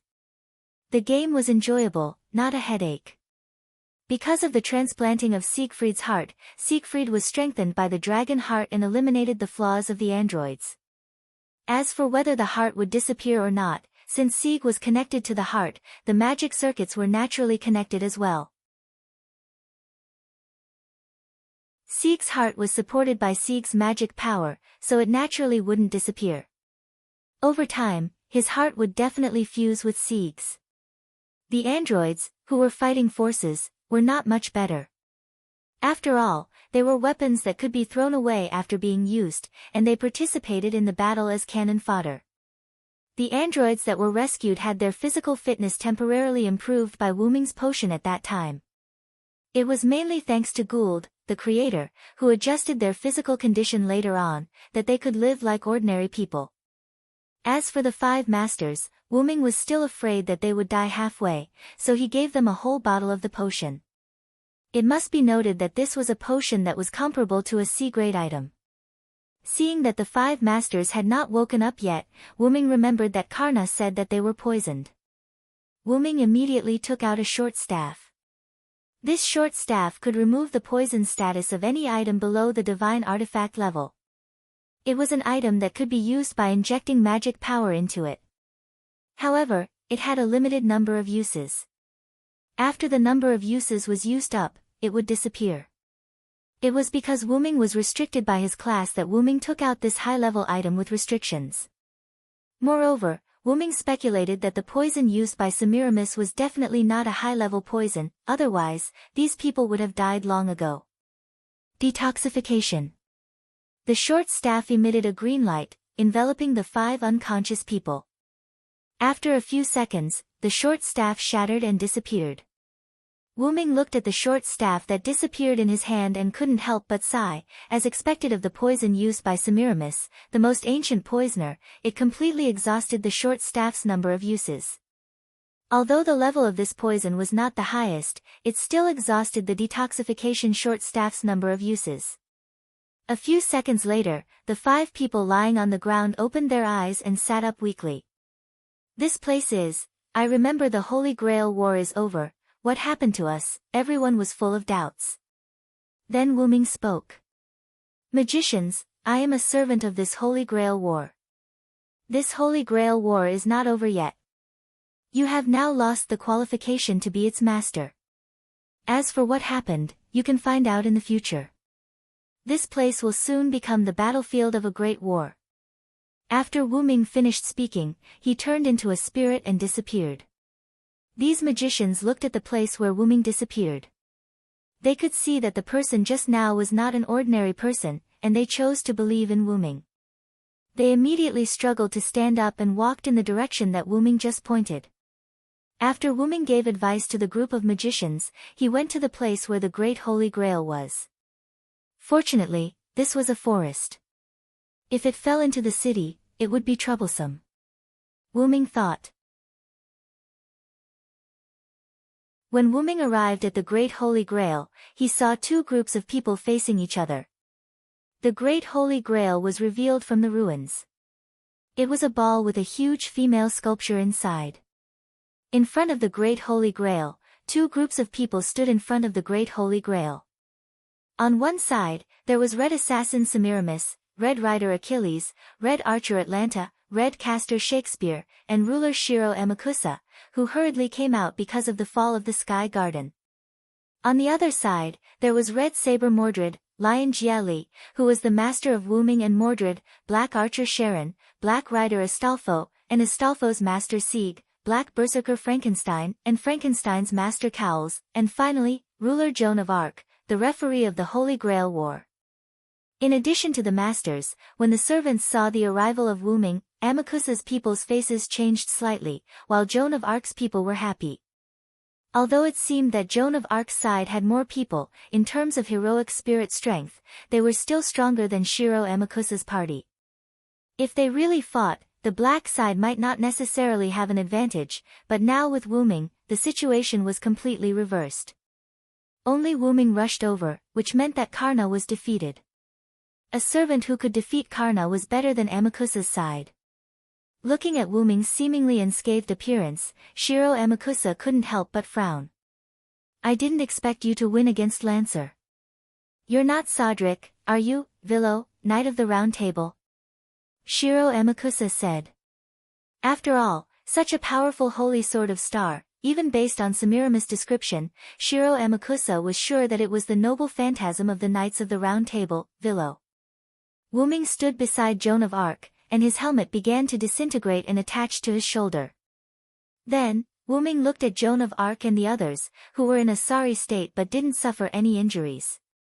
Ming first smiled at Joan of Arc, then looked at Shiro Amakusa. Then you've guessed wrong, Shiro Amakusa. I am indeed Sodric, but that's only because I'm also a Knight of the Round Table, Vero. This time, I'm only being summoned as Sodric.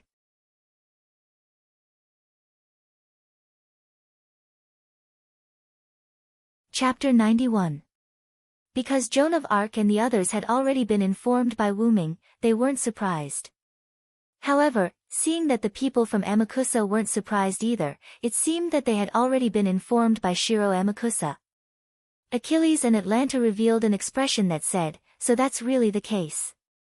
Shakespeare, on the other hand, had a happy expression. Semiramis gritted her teeth. After all, her noble artifact had been destroyed by Ming. Shiro Amakusa smiled faintly. I really didn't expect that you, whom I met once, would become a major force to obstruct me. In response, Ming shook his head regretfully and said, even without me, others would obstruct you. Then, do you want to come to my side, Knight of the Round Table, Silver Dragon Britain Villo? Shiro Amakusa smiled. Everyone was shocked. After all, most people, no, almost everyone, didn't want to rope in the enemy during the final battle. Wuming also smiled and said, "Do you want me to agree with the materialization of the soul, Shiro Amakusa?" Shiro Amakusa continued to smile, "That's right. Don't you think that the materialization of the soul is the only way to save humanity? You don't want humanity to repeat the same mistakes you've made in Britain, Vilo Silenceward." Then, the scene fell into silence. After a moment, Wuming spoke. "Yes, humans will indeed repeat the same mistakes." Shiro Amakusa smiled. The others also looked at Shiro Amakusa and Wuming in disbelief. "If it was me in the past, I might have agreed with you. But..." Wuming thought of his experience in Babylon, and thought of Gilgamesh, who wanted to free humanity from the shackles of the gods. "Now, I definitely won't agree with you, Shiro Amakusa." Wuming raised Meteor Silver, which had already returned to its original state, and pointed the tip of the sword at Shiro Amakusa. The helmet automatically put on. "Is that so?" Shiro Amakusa closed his eyes and said regretfully. When he opened his eyes, Shiro Amakusa didn't have the slightest bit of hatred, only calmness. At this moment, this was the saint who had given up on hatred and walked out of the Great Holy Grail, Shiro Amakusa, Shurgen. "Then I will kill everyone who stands in my way." With these words, a war was about to break out. Atlanta took the initiative to release her noble artifact. Present this calamity. Foibos Kachi.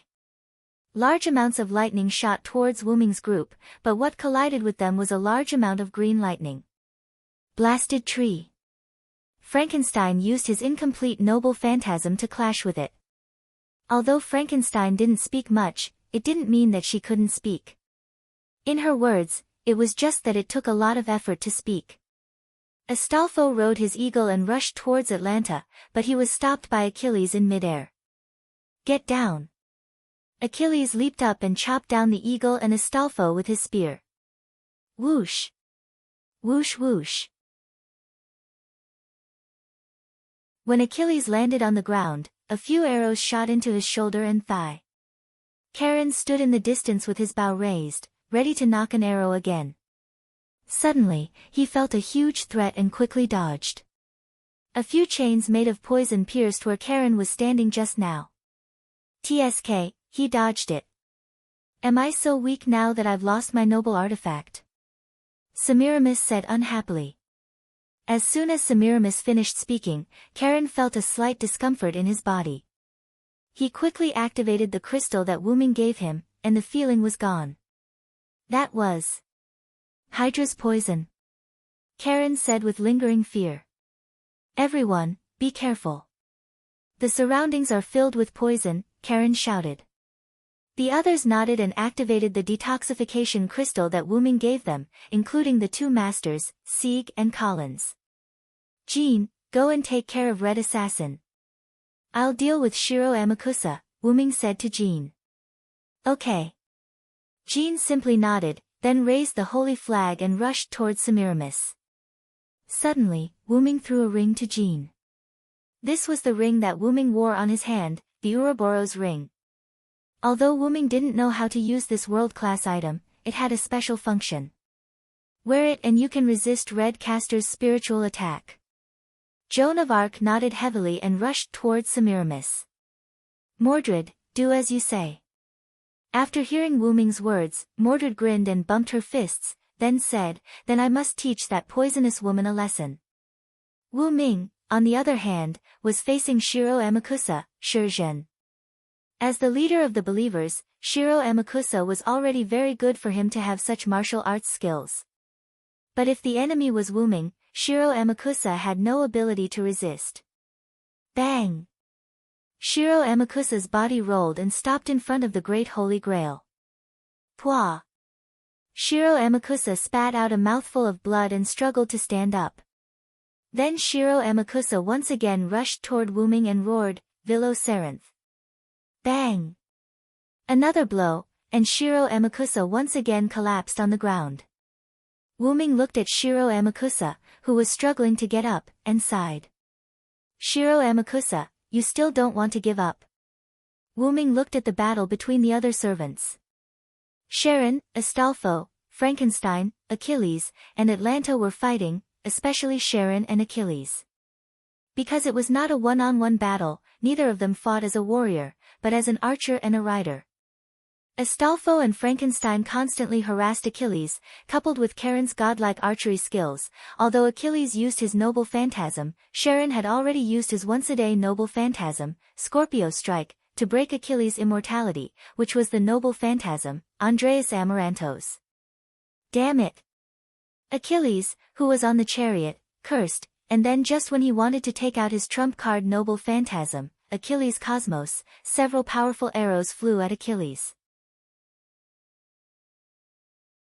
Because Atlanta was entangled by Frankenstein, and Astolfo was constantly harassing them in the sky, Achilles could not take out his trump card. "Do you think I will let you take out that shield, Achilles?" Charon said to Achilles, and once again drew his bow. Charon. Achilles was angry again, and he drove the chariot toward Charon, but this time Astolfo seized the opportunity. Trap of Argalia. Astolfo rode the eagle and pierced the chariot's wheels with his spear, and the wheels were forcibly spiritualized. Achilles quickly jumped out of the chariot, and Atlanta just happened to avoid Frankenstein's attack and jumped to Achilles' side. At this moment, Astolfo, Frankenstein, and Charon surrounded Achilles and Atlanta in a tripartite formation. On the other side, Joan of Arc and Mordred were fighting against Semiramis and Shakespeare. It seemed to be a 2v2, but it was actually a 2v1. After all, Shakespeare had no combat power at all. "What the hell are you doing? Castor? Where is your noble phantasm? Hurry up and use it." Semiramis was repelled by Joan of Arc and roared at Shakespeare. "My noble phantasm doesn't work on Joan of Arc, Empress, you have to do your best." Shakespeare bowed to Shakespeare and said very elegantly. Joan of Arc looked at the Ouroboros on her hand, clenched it, and rushed towards Semiramis again. The special ability of the Ouroboros ring was the protection of the world. World's blessing, as the incarnation of the world devoured by the devourer of 9 luminaries world, it has the blessing of a world.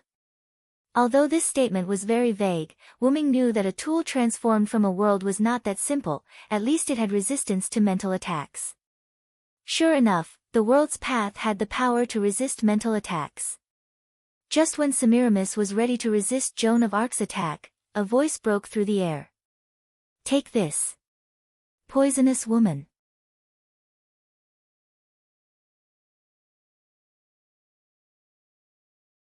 Chapter 92. Semiramis' pupils instantly froze as she raised her head to look at Mordred who was falling from the sky. Poochie. Mordred's brilliant imperial sword cut through Semiramis' chest and blood spilled all over the ground. Checkmate. Poisonous woman. Mordred turned around to look at Semiramis who had fallen to the ground and said proudly. Joan of Arc also walked in front of Shakespeare and said to him, "Red Castor, do you still want to resist?" Shakespeare hurriedly waved his hand, No, I really don't have the ability to fight. I surrender." Saying that, Shakespeare raised his hand. "You bastard, do you have to be so spineless? You actually surrendered." Mordred said viciously. No, this is a wise choice." Shakespeare's face was full of joy. Turning around, Wyrm looked at Shiro Amakusa. "You see, you have already lost, Shiro Amakusa." Shiro Amakusa, Shurgen, continued to stand up and slowly said, "So what?" Shiro Amakusa stared at Wyrm. "You want to use failure to change my mind about saving humanity. 400 years ago, when we were slaughtered by the shogunate, I didn't retreat. How can death and failure make me change my mind about saving humanity?" After a moment, Wyrm looked at Shiro Amakusa who had calmed down a little. He took off his helmet and looked at Shiro Amakusa. "You are not wrong, Shiro Amakusa. However, this is a war where the winner takes all. The loser will lose the opportunity to realize their dreams." After hearing Wyrm's words, Shiro Amakusa laughed again. "What a pity," Vilo there answered. "The Great Holy Grail has already been activated. As if to confirm Shiro Amakusa's words, the great holy grail behind him began to gradually glow and slowly sank into the ground. Originally, I wanted to use the space garden to move the great holy grail and spread the third law all over the world. However, now that the space garden has been destroyed, the great holy grail has coincidentally come into contact with a spirit vein. At this moment, it has already begun to use the spirit vein to spread the third law all over the world, realizing the materialization of all humans. My wish is about to come true, Shiro Amakusa said very calmly. Aren't you afraid that I'll destroy the great holy grail if you tell me all this now? Wuming wasn't in a hurry. Instead, he continued his conversation with Shiro Amakusa. In response, Shiro Amakusa shook his head and said, "You won't. Everyone who participated in the Holy Grail War has their own wishes. Even you, Vilo Theranst, are the same." Shiro Amakusa was right. Every servant who participated in the Holy Grail War had their own wishes. No one would destroy the Great Holy Grail before it was completely beyond saving. Wuming believed that even Artoria would not take the initiative to destroy the Holy Grail. Unfortunately, Wuming didn't have any wishes that needed to be fulfilled. Moreover, he didn't believe that a mere large-scale magic storage system would be able to fulfill all his wishes. The suppression force once told him that the Holy Grail War was a ritual created by the three families of Macri, Ainsberg, and Enosaka to reach the origin. The original purpose was to reach the origin. The Great Holy Grail could temporarily open the door to the origin vortex. Through this door, the magician could directly reach the origin. Therefore, the matter of fulfilling all wishes was purely a rumor. Of course, some small wishes could still be fulfilled. After all, this was a magical power that could open the door to the origin vortex. Shiro Amakusa entered the Great Holy Grail system through his own noble phantasm. Through the incomplete third magic that came with the Great Holy Grail, Shiro Amakusa made a wish to save all of humanity, allowing the third magic to spread throughout the world. Is that so? But you won't see the end. Goodbye, Shiro Amakusa. You are a person worthy of respect. His hand rose, and his sword fell. With a smile on his face, Shiro Amakusa fell to the ground. The other servants of the red team began to leave because of the death of their master, Shiro Amakusa. Achilles and Atlanta looked at their bodies gradually disappearing and gave up resistance.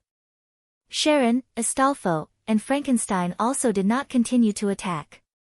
What a pity, Oni-san. Achilles smiled. Ah, that's right. It's a pity that we can't see the end, but the Great Holy Grail has been activated.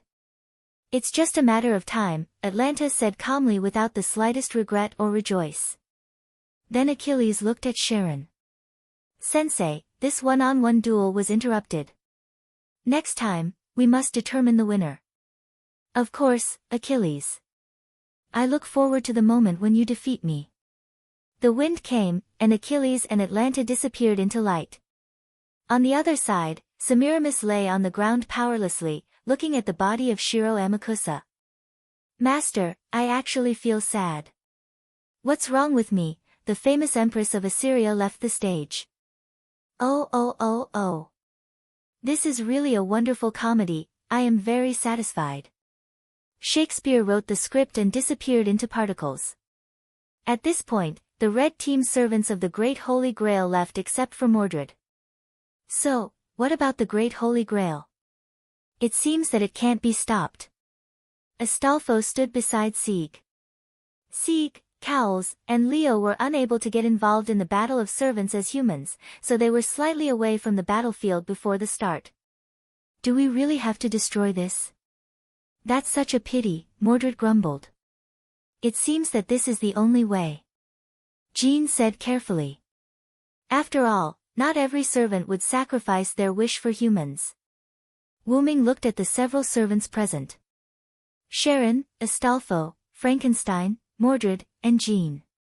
In addition to himself and Jean, there were 5 servants.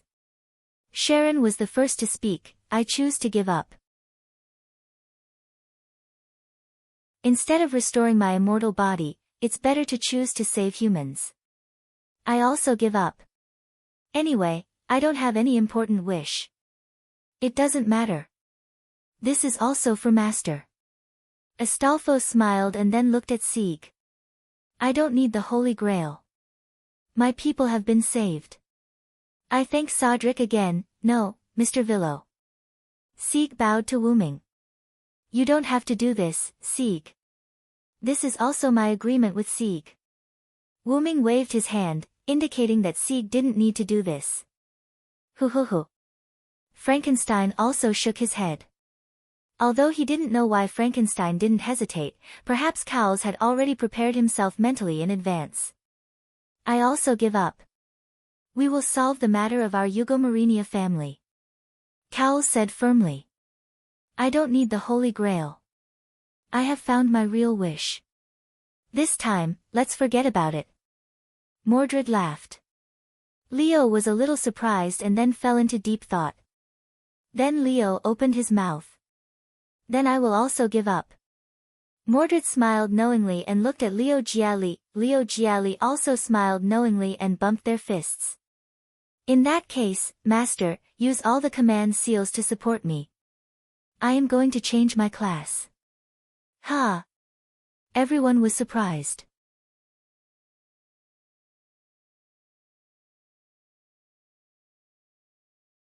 Chapter 93. Wait, what did you say? Change classes? Leo Gialli asked in surprise. Really? Is this something that a servant can do? Collins asked Wuming. The others also looked at Wuming in shock. In this regard, Wuming smiled. Of course, my own strength is still limited, but if I rely on this, then... Wuming said, then pointed to the Great Holy Grail behind him. You mean, rely on the Great Holy Grail to make a wish? But the Great Holy Grail has now been made a wish by Shiro Amakusa. Leo Gialli was very puzzled. Although the Great Holy Grail has been made a wish by Shiro Amakusa, don't forget that this Great Holy Grail was directly taken away by Danica in the middle of the Third Holy Grail War 60 years ago. In other words, the Great Holy Grail has stored 120 years of magic. Even if Shiro Amakusa has made a wish, there is still some magic left in the Great Holy Grail. With the command seal provided by Master, it is enough for me to change classes. Wuming explained. Then what class do you want to change? Karen asked the question that everyone wanted to ask. Wuming smiled mysteriously and said, of course it's the caster class. But, even if you are a Villo of the Knights of the Round Table, I remember that Villo only knows some small magic. That should not be enough to deal with the current situation, right? Leo Gialli asked. You can rest assured that my body is the original dragon. How can I only have one identity? Everyone then remembered that Wuming had previously said that he had many experiences in other worlds.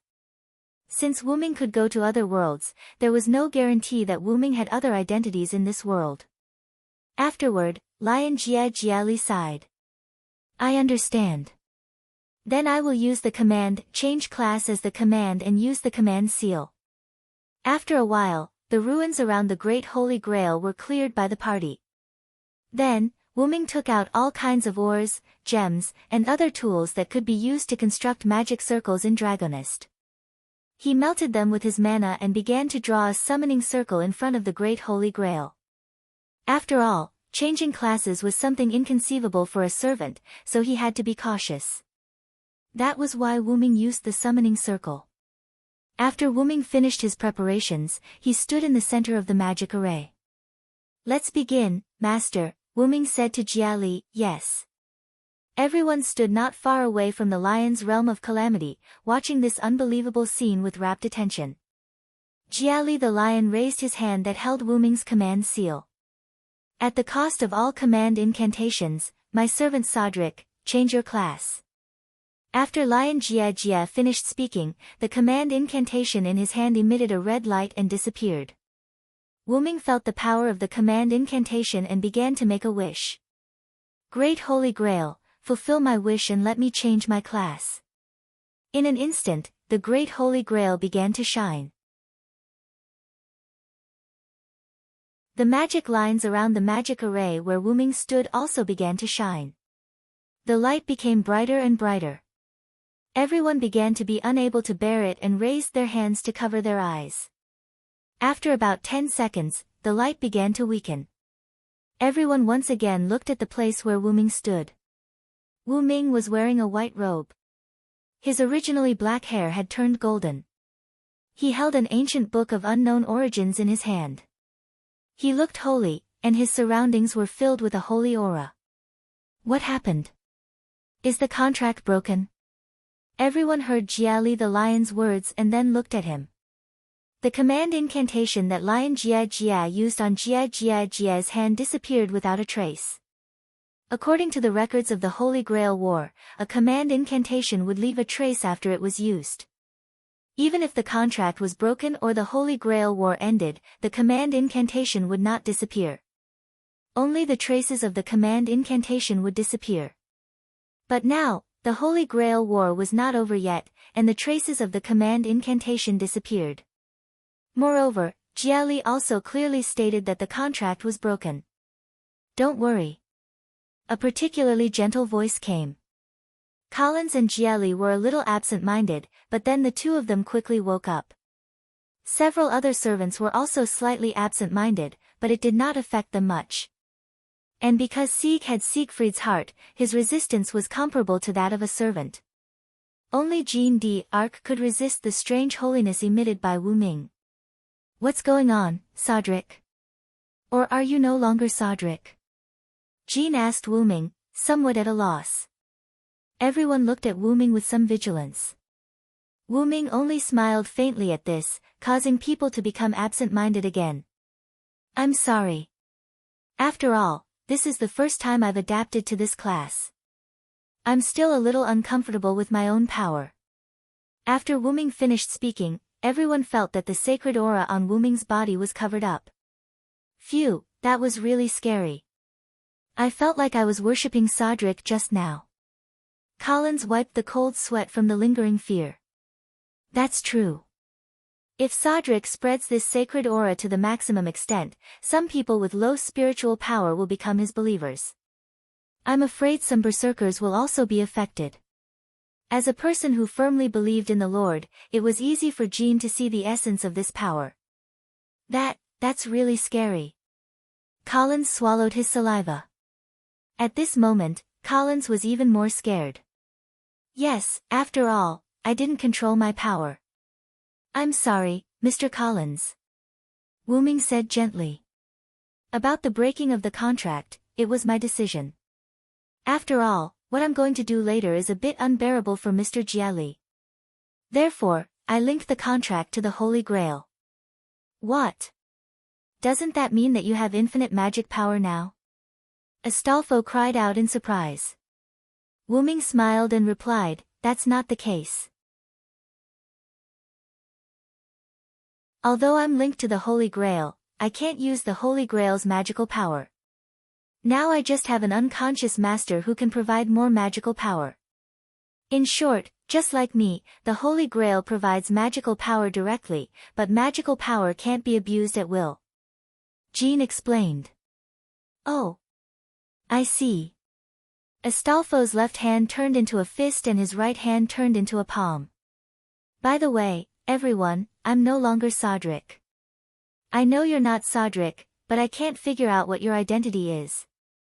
I can't even see your real name with my master's ability. Jiali said while touching his chin. Everyone looked at Jean d'Arc, and Jean d'Arc nodded and began to use true name detection on Wu Ming. This is...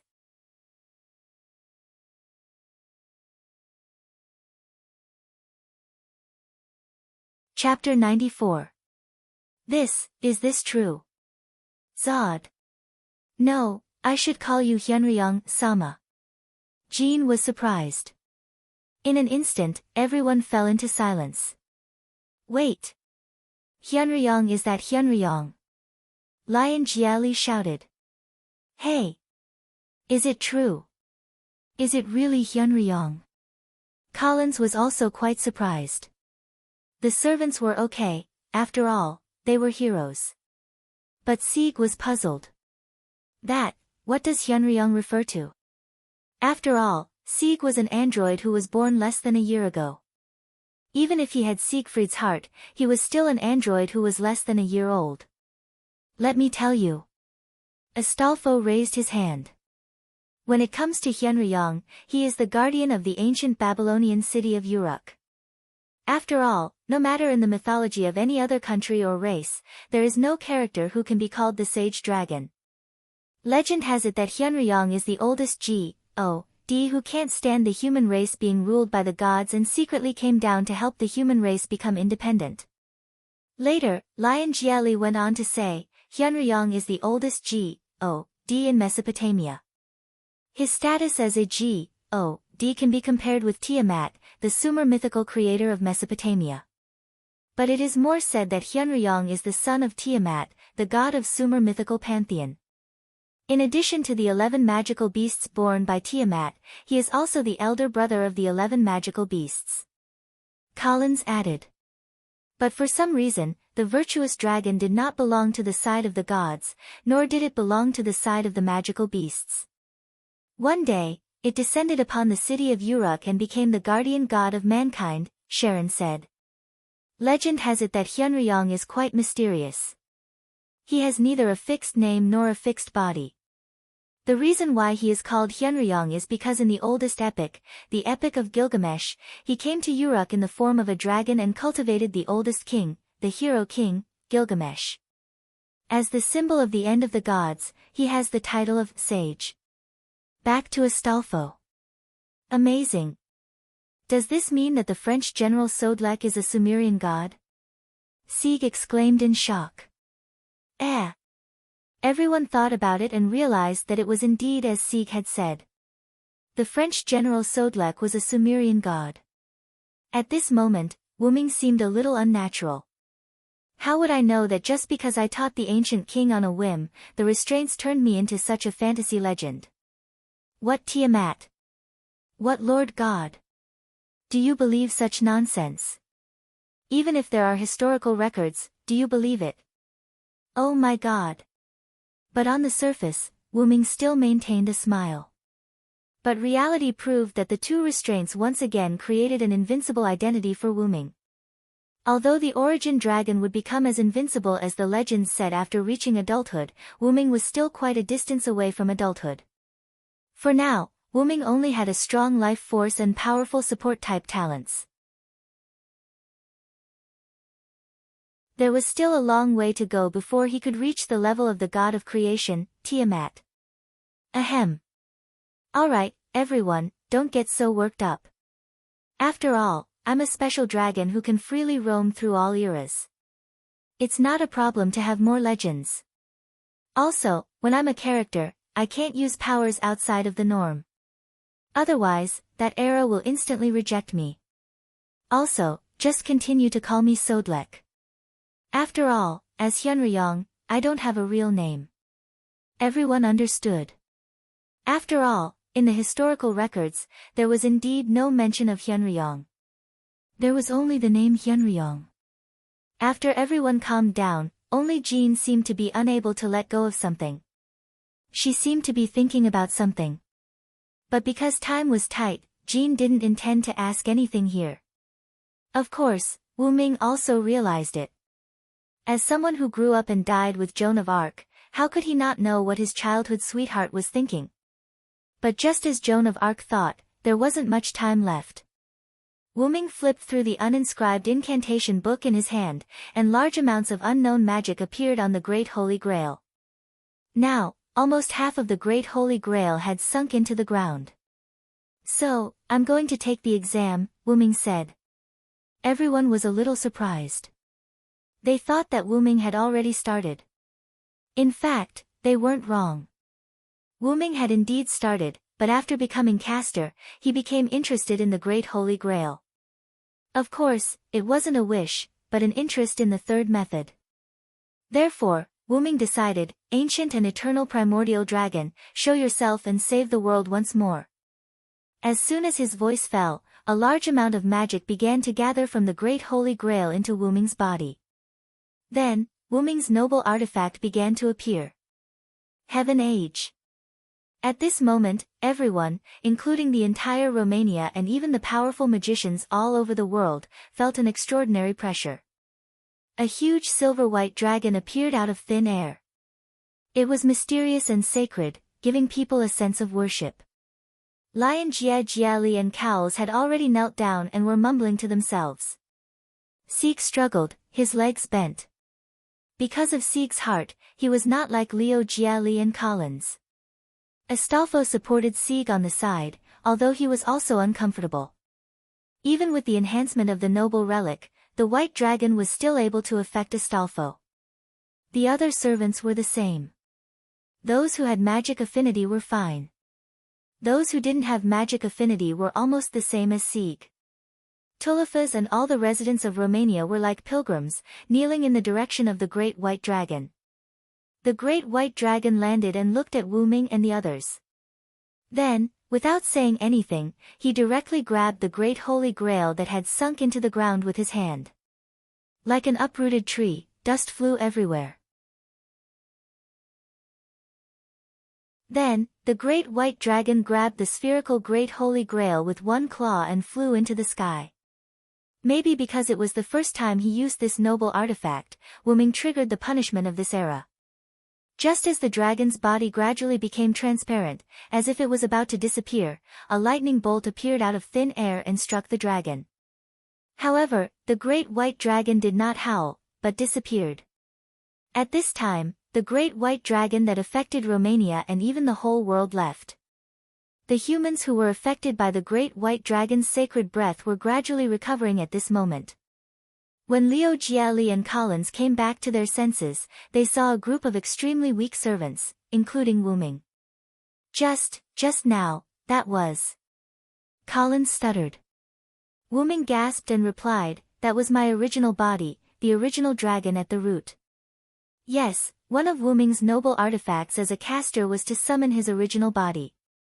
After all, Wu Ming was now using a body purely composed of magic.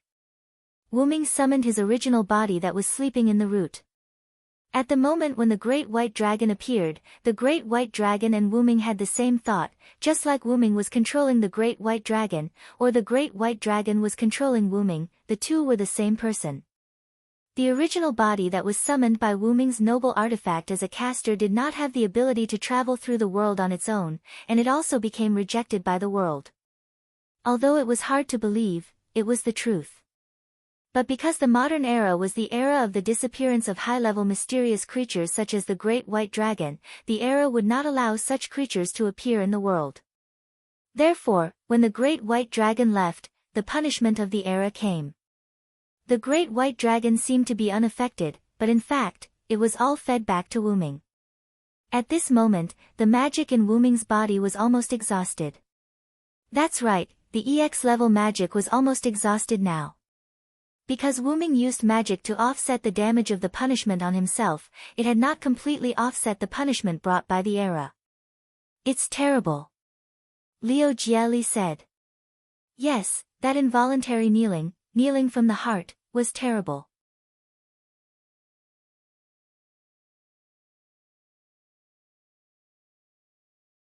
Chapter 95.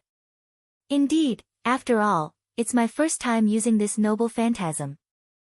I subconsciously activated the sacred aura emitted by my body. I'm really sorry, everyone. Wu Ming said with a face full of guilt. Wu Ming's noble phantasm would open a channel in his body. This channel was big enough to accommodate his body, and small enough to accommodate even a scale. In other words, Wu Ming could achieve the emergence of part of his body by not fully releasing this noble phantasm. Imagine that when the opponent released a big move, he could suddenly summon the invincible dragon scale in front of him, blocking the enemy's attack. He could also summon the sharp dragon claw in his hand and use it as a weapon. As for his other noble phantasms, except for the inscription book, the other noble phantasms were obtained through sublimation. Wu Ming couldn't help but think of the two major restraints. There was no doubt that many noble phantasms of his caster class were their masterpieces, including his caster class template. I didn't expect that, Villo. You're so strong. If you weren't forced to leave, father might not have to work so hard. Even if Mordred was weak because of the white dragon, she was still full of energy when she spoke. However, this unintentional sentence made Wyrm silent. Perhaps she realized that she had said something wrong, so Mordred quickly changed the topic. By the way, where did your body go with the Great Holy Grail? Wyrm breathed a sigh of relief, then said with a smile, of course, it's the origin. Everyone had an expression of, sure enough. My body has been sleeping in the origin. I just woke it up for a moment and summoned it to the present world, and I have to prepare to bear the punishment given by the era. This time, I almost died. Wyrm said and coughed a few times. Jean walked behind Wyrm and shook Wyrm's back. Are you okay? Jean looked at Wyrm tenderly. No matter who Wyrm was, he had always been Jean's childhood sweetheart, the one who was willing to be burned to death. It's nothing serious. Don't worry. Wyrm held Joan of Arc's hand and said tenderly. I have a question. Since the Great Holy Grail is no longer in this world, why haven't we disappeared yet? Astolfo raised his hand and asked the others. That's right. The Holy Grail has already disappeared, but our contract still exists, and it shows no signs of disappearing. Sharon analyzed. What's going on? Everyone was puzzled. Let me explain. Wyrm stood up and looked at the servants and masters. Because when I was moving the Great Holy Grail, I deliberately delayed your contracts for a period of time. This way, you can stay in the modern world and experience life. If you don't use a relic, you can survive for about 3 months. What? I thought it would always be there. Astolfo was a little dejected. It's okay, Ryder. Even if it's only for 3 months, I'll still accompany you. Let's travel around the world together. I want to see this world and connect with the humans of this world, Seek said from the side. Yes. Master, looking at the rejuvenated Astolfo, the other servants couldn't help but laugh, and then they thought about how to spend the rest of their time. That's it for the time being. As long as you don't do anything that violates the rules of the servants and be ordinary people, I believe our Saintess won't say anything. Right, Saintess, Wyrm said softly to Joan of Arc, ah. Cough. Since everyone helped me solve this crisis, I, as the ruler, allow everyone to move freely until we return to the Valhalla, but you can't use your power at will to avoid unnecessary trouble. Joan of Arc looked deeply at Wyrm, and then said, especially you, Soderlek. You will be personally supervised by me. That's it. In this regard, Wyrm smiled awkwardly, followed by the others. If you don't mind, the Yugomarinia family can provide you with food, clothing, housing, and transportation for the time being. Collins said the biggest problem at present. Then we won't be polite, and with us, we should be able to fight for a big advantage when dealing with the Clock Tower and the Magic Association. Wyrm said with a smile. Looking at Wyrm's smiling face, Collins smiled awkwardly. He did have such an idea, but he wanted to express his gratitude for this time. After all, in the case of Danik's death, Wyrm had the power to destroy the Yugomarinia family, but Wyrm didn't do so. Although this was the intention of using the Yugomarinia family, when Colin's sister Fiol was facing Jack the Ripper, Wyrm appeared to save Fiol. Based on this alone, Collins, who was already the acting patriarch, was grateful. Wyrm also knew that Collins was grateful, and dealing with the Clock Tower was just a matter of convenience. After all, Wyrm was not a bad person, and Wyrm felt that the current Yugomarinia family was very good, so he would definitely help if he could. Don't worry about that for now. Let's go drink, Villo. Mordred shouted excitedly. Wyrm looked at Jean subconsciously. Drinking is bad for the body. Please drink less. I won't follow you. I'll wait for you at the Yugomarinia family. Remember to come back early in the evening, Jean said naturally. However, Mordred complained, what? Ruler, you are like a housekeeper. Drinking is a rare entertainment for us Knights of the Round Table. As if thinking of something, Mordred said again, "By the way, it seems that because you took the soldiers to drink secretly, you were often taught a lesson by father and others." Looking at the bright smile on Mordred's face, Wyrm smiled and said, "If I didn't take the soldiers to drink, how could a lonely guy like you live so comfortably?" Then Jiali complained, "I knew it. I didn't know that the rebellious knight liked to drink. So it was you who taught him." "Really, my wallet has shrunk a lot recently." Ha ha ha ha. "It doesn't matter. Anyway, your money is useless.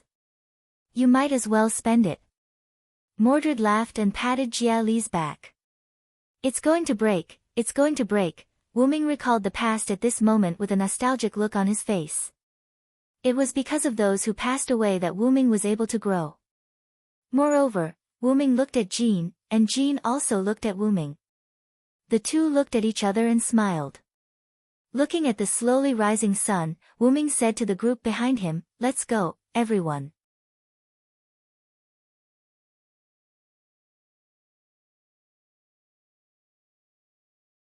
Chapter 96.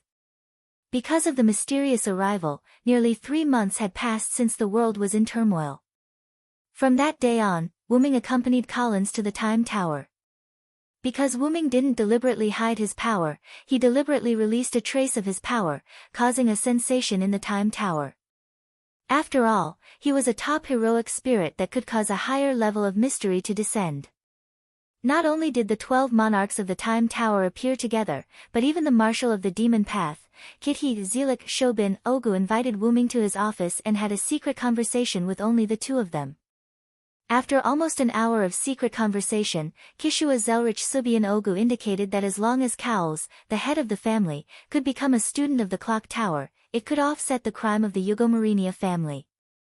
Of course, Wyrm also gave Kithi Zelik Shobin Ogu something special, which made the Time Tower and the Magic Association not dissatisfied with forgiving the Yugomarinia family so easily. Wyrm's evaluation of him, a cunning old fox. At that time, Zelik said, "After all, Hyunryong Sama gave me a good gift, so let's leave it at that for the time being." Wyrm was speechless. He dared to say that the gift to the Magic Association was his own. In fact, no one would dare to say anything even if that was the case. Kithi Zelik Shobin Ogu was beyond human standards. On this day, 3 months later, in a villa provided by Yugomarinia in France for Wyrm sat on a stone in the yard with his hands on his knees and meditated for a long time. First, Wyrm's former saber rank limited the progress of meditation. Second, the body of a servant was not suitable for cultivation. After all, this was a degraded version of a heroic spirit. Its attributes were fixed, and even if it cultivated, it would not increase in the slightest. But for Wyrm, there was a benefit. After Wyrm summoned his main body, Wyrm found that his main body had an indescribable feeling. Wyrm felt that because the limiter temporarily disappeared when he summoned the main body, all the training that Wyrm got from the servant body returned to the main body. Although there would not be an actual increase in strength, there was a familiar feeling. Even if he trained again, it would only take a short period of time for him to integrate everything that Wyrm had experienced, trained, and obtained in the servant's body, including the relic. The existence of the relic was the most powerful thing that Wyrm had obtained. Wyrm's noble phantoms were different from Wyrm's noble phantoms when he was a servant. There was no level restriction. In other words, Wyrm's noble phantoms were a special item called noble phantoms. It was much more powerful than the servant's noble phantoms. Because of this, Wyrm would pick up the daily meditation that he abandoned when he was using the servant's body. Well, actually, Wyrm's injuries hadn't healed yet. He was also recuperating. After a while, Wyrm took a deep breath, and a turbid gas was expelled from Wyrm's body. Wyrm opened his eyes and frowned as he looked at the gas that was about to dissipate. Wyrm used magic to draw a symbol in the air. In an instant, flames ignited out of thin air and burned the turbid gas. After all, it was a magical gas that had been eroded by the power of the era. It was not good to leave it in the real world. Therefore, every time Wuming expelled such a gas, he would use the Loon magic to burn it out. I didn't expect the power of the era to be so terrifying. I can't imagine what kind of terrifying attack I would have suffered if I didn't adapt to time and space. Wuming couldn't help but think of everything he had done in the time and space tunnel before. But in retrospect, if Wuming didn't have the power of time and space, he wouldn't have entered the time and space tunnel. Wuming shook his head and stood up from the stone. He looked at the house that he had lived in for nearly 3 months. I'm really reluctant to part with it. What's there to be reluctant to part with? A girl came in from the gate. She had almost the same appearance as Jean d'Arc, but Wuming found that this was not Jean d'Arc. It's nothing. Did school end so early today? Letitia. Yes, this girl who looked almost the same as Jean d'Arc was the French girl, Letitia, who was possessed by Jean d'Arc. After the end of the Holy Grail War, in order to facilitate the girl possessed by Jean d'Arc, Cowles specially gave a private villa in France of Eugomarinia to Wuming and Jean d'Arc. It provided for the two of them to live in these 3 months. Letitia, on the other hand, would take leave from school every day and return to this villa. In this way, Jean d'Arc stayed in Letitia's body during the day, enjoying the fun of being a student, and returned to the villa at night to live with Wuming. Of course, they slept in separate rooms. After all, the two were still friends and not lovers. Wuming, on the other hand, had a very comfortable recovery for 3 months. He quietly lived the life of an ordinary person and recovered from the damage caused by the era. Because Letitia usually didn't come back at this time, but after this time, Wuming asked Letitia, who came back early, after finishing his daily meditation. The Holy Virgin wanted to come back to spend these last days with you, so I came back early to give you more time to get together. Letitia smiled sweetly and explained to Wuming. Speaking of which, time really flies. 3 months have passed in the blink of an eye. Wuming sighed. Then, with a flash of light, Letitia turned into Jean d'Arc. Speaking of which, even I, the ruler of the Holy Grail War, find it a bit unbelievable. The Great Holy Grail has disappeared. Does this mean that the Holy Grail War is over? Jean d'Arc and Wuming walked into the villa together. Jean d'Arc said.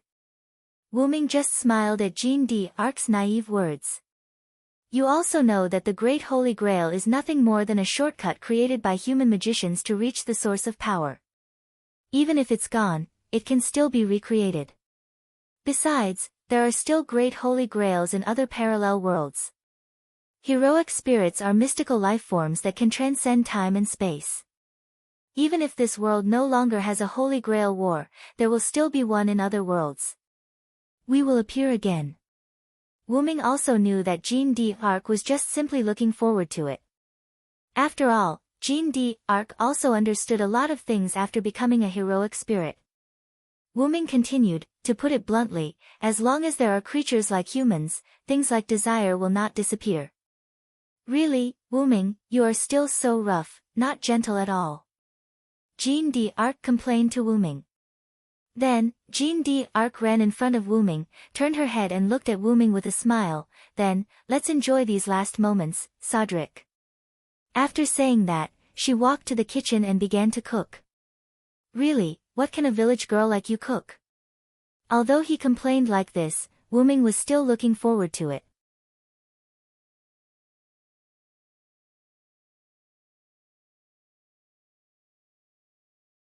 Chapter 97. The next day, the servants that the Magic Association was afraid of disappeared collectively on this day. After all, this kind of uncontrollable power was still very feared by some of the higher-ups of the Magic Association. Early in the morning, Wuming and Jean sat at the dining table, eating breakfast made by Letitia. Because Joan of Arc once messed up breakfast, Letitia had no choice but to make it. Jean looked at Wuming, who had been smiling, and said with a red face, "Really, I wasn't familiar with the kitchen at that time. It was an accident." However, Wuming said with a happy face, "Yes, yes." Later, breakfast ended with Wuming's happy and Jean's complaints. After breakfast, Wuming didn't meditate, and Jean didn't go to school. The two walked slowly on the road, looking at the scenery that they were already familiar with. After a while, Jean said, "Hey, Cedric, will we have a chance to meet again in the future?" Wyrm didn't think and said directly, "Yes." "Huh? Why are you so sure?" Jean was surprised. "That's because you haven't replied to me yet." "I'll keep waiting," Wyrm said half-jokingly. "Really, you're not serious again?" Jean's cheeks were red and she quickened her pace. In fact, Wyrm was also telling the truth. After all, Wyrm was not dead. Although Jean was already in the Hall of Valhalla, it shouldn't be a problem for Wyrm to summon a Valhalla, probably. Wyrm quickly caught up with Jean and began a different kind of last time. Finally, Wyrm and Jean stood on a high ground, looking at the scenery in the distance. As if it was time, Jean turned and looked at Wyrm. "Then, I'll go first, Wyrm." "Well, see you next time, Jean." In the end, Wyrm told Jean his real name. Jean's body emitted a light, and as a gust of wind blew, the light dissipated. Letitia appeared on the spot and looked at her hands in disbelief. Then, Letitia looked at Wyrm in embarrassment. That. Lord Hyunryong, looking at the blushing Letitia, Wyrm gently said, "Letitia, you've lived together for so long. Are you still afraid of strangers?" Letitia blushed even more after being exposed by Wyrm. No. As expected, Cedric, you're still as wicked as ever." As she spoke, Letitia kissed Wyrm's cheek under Wyrm's shocked gaze. Then, she quickly ran away. Wyrm was at a loss as he watched Letitia run away. When he came back to his senses, he touched the cheek that was kissed and said helplessly, "This is really..." Wyrm sighed. Wyrm guessed that when Letitia and Jean shared the same body, she often dreamed of Jean's dream, and gradually their feelings were assimilated. Then, Wyrm shook his head, opened his mouth, and chanted a spell. Wyrm disappeared on the spot. A moment later, London, England, Clock Tower. Outside a room located at the highest point of the clock tower, a black-red ripple appeared. Wyrm walked out. Wyrm had a smile on his face. He wore a white robe, and his short blonde hair was overflowing with a holy aura. Wyrm knocked on the door of the room. "Knock knock, come in." Wyrm pushed the door open and entered. What he saw was a strong old man with red eyes, white hair, and a short white beard sitting in the dark room. "Oh, it's the virtuous dragon.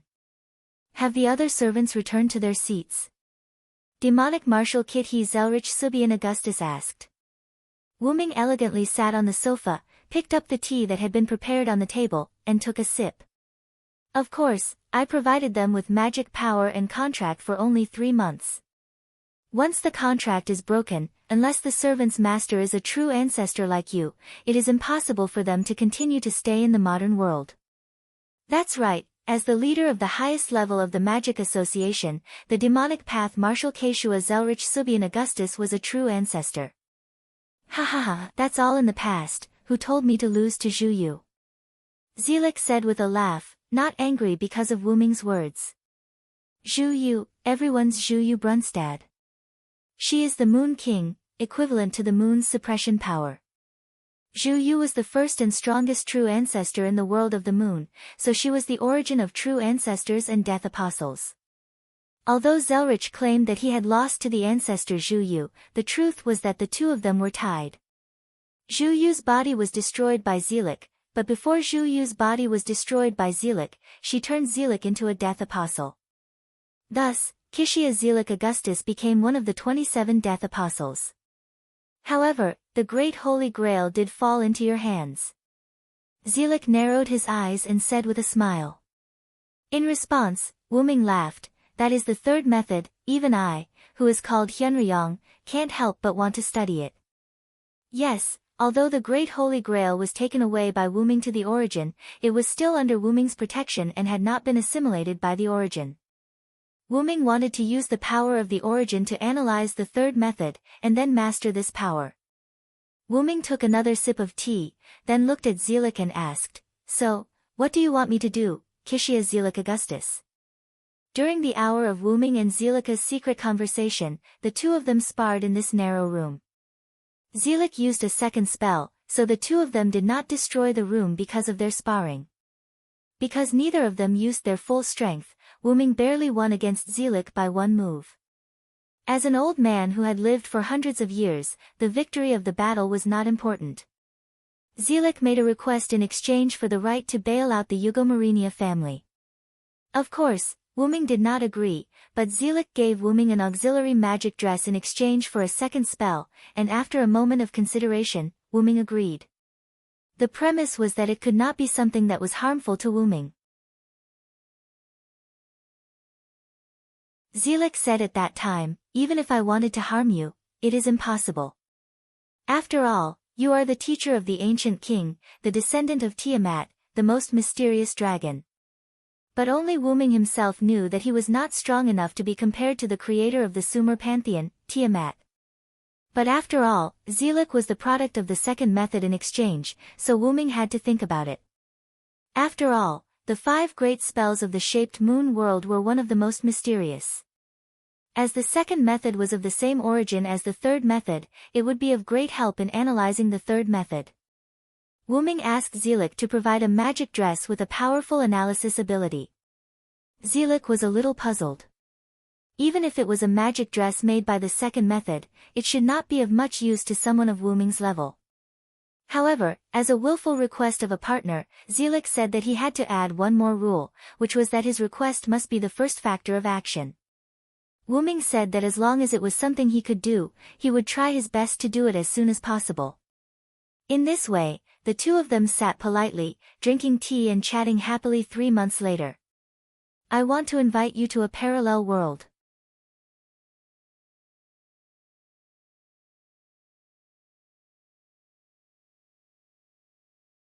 Chapter 98.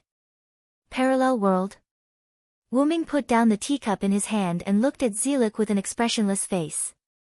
"Yes, because a certain mysterious person in front of me has caused an even higher level of mystery to descend, my perception of other parallel worlds has become more sensitive. It's like a sixth sense that a world-destroying disaster will descend, and it's a disaster that will affect almost all parallel worlds." Zelik continued in a low voice, "Unfortunately, I don't have the ability to stop the disaster from happening, and I can't even lock onto its source.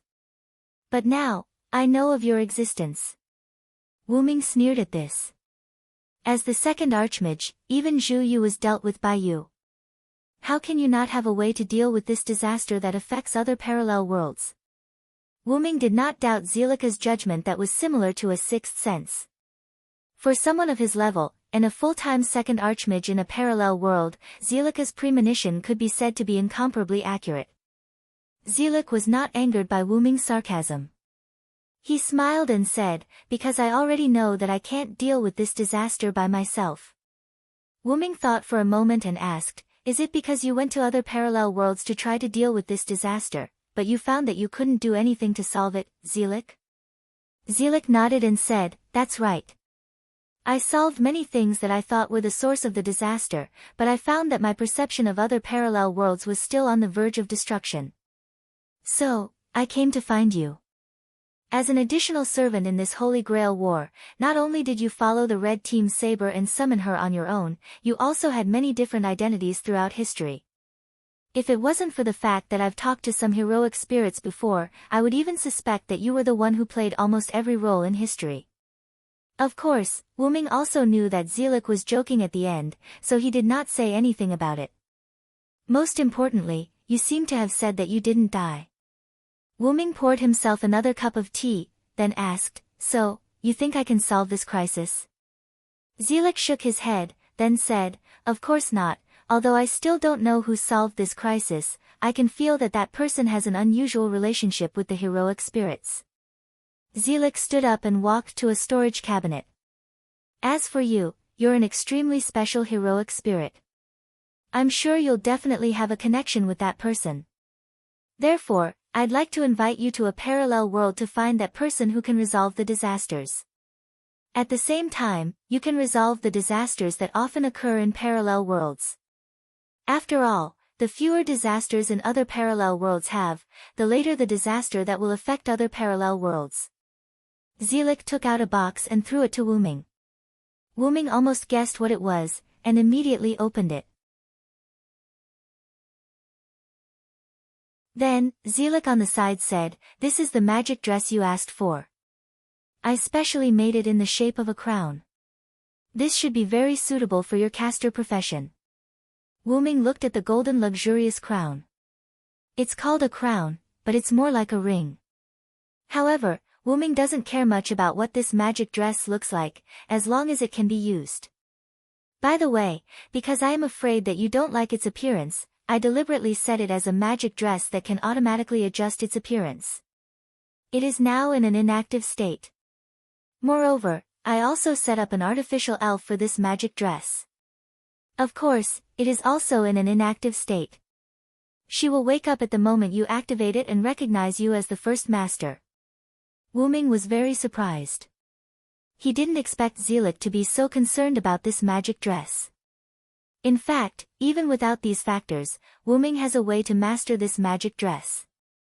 It seems that you are very concerned about this matter, Zelik.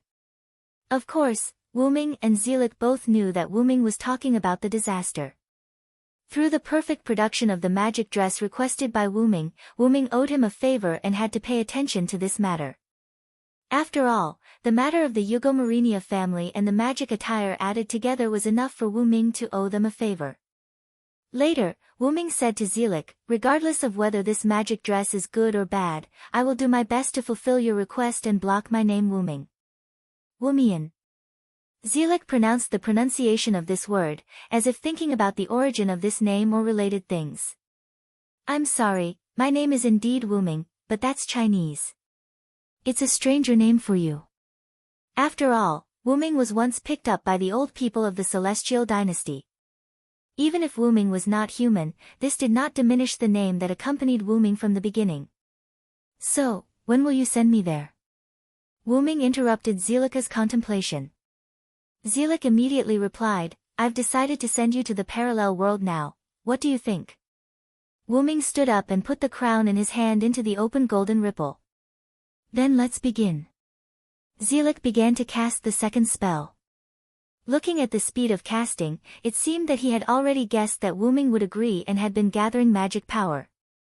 Just as Wuming was about to be covered by the second spell, Wuming said, "By the way, remember to take care of the people I know in this world. You're asking for a lot." Zelik, who was concentrating on casting the second spell, spoke up after a moment of silence. After all, this was transferring a high-ranked heroic spirit like Wuming, so Zelik had to be cautious. However, an accident still happened. The era had left a deep impact on Wuming. When he left this era, the era shifted to his destination. "Oh no." Zelik was shocked. "Wumian. Remember to look for me in that world, he'll help you." Before Zelik could finish, Wuming vanished. Zelik, who had traveled to parallel worlds many times, knew that this was a normal phenomenon when traveling to other parallel worlds. Heaving a long sigh, Zelik returned to his original seat. In the face of a fate that humans cannot resist, what kind of miracle can he create? Zelik said as he took a sip of the freshly brewed tea. "I'm really looking forward to it." The clock tower detected that there were no abnormalities after the heroic spirits of the Holy Grail war disappeared. However, no one noticed that a different heroic spirit had left. The world returned to its peaceful state. On the other side, Wuming opened his eyes and saw a quiet forest. It was night now, and the forest was silent. It was so quiet that it was terrifying. "That old man is really unreliable." Wuming complained and began his adventure in the new world. Or rather, he had embarked on the path to saving the world.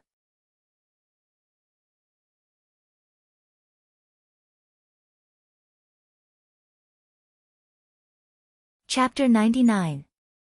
Wuming thought and walked in a random direction. After a while, Wuming saw a small town through the forest. As the name implied, the town was not large. It was the kind of town that could be seen at a glance. Moreover, Wyrm also found a lot of magical power in the center of the town. Obviously there was a small spiritual vein. Although it was not a lot for Wyrm, it was likely to be a gathering place for a human family. Enchantments? Wyrm clearly sensed that there were multiple enchantments in this town. Interesting. Wyrm kept smiling and walked toward the seemingly ordinary town. Just when Wyrm walked to the edge of the town, a huge magical power erupted. A large amount of black mud, starting from the center of the town, continued to rotate and expand, like a storm of death, slowly sweeping the town. Wyrm sensed that the magicians in the town were basically dead in this storm of death. At the same time, the barrier was also broken. At that moment, a strange power covered Wyrm. Wyrm looked in a certain direction with some surprise. Contract? Wyrm frowned, then began to move quickly in the air. Several Lune runes representing suppression appeared, and with a lot of magical power from Wyrm, a large number of Lune runes instantly covered the storm of death.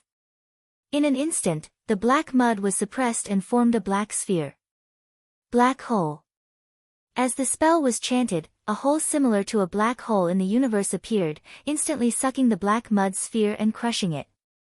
Black hole was a new skill that Wyrm learned from the uninscribed book when he left Nasarick. Because the uninscribed book was a magic book in Yggdrasil, World Tree. Although it was spread to the other world where Nazarick's underground tomb was located at that time, it also included Yggdrasil, World Tree, magic. No, it should be said that the magic of that other world and Yggdrasil's magic were the same system, so they could be used together.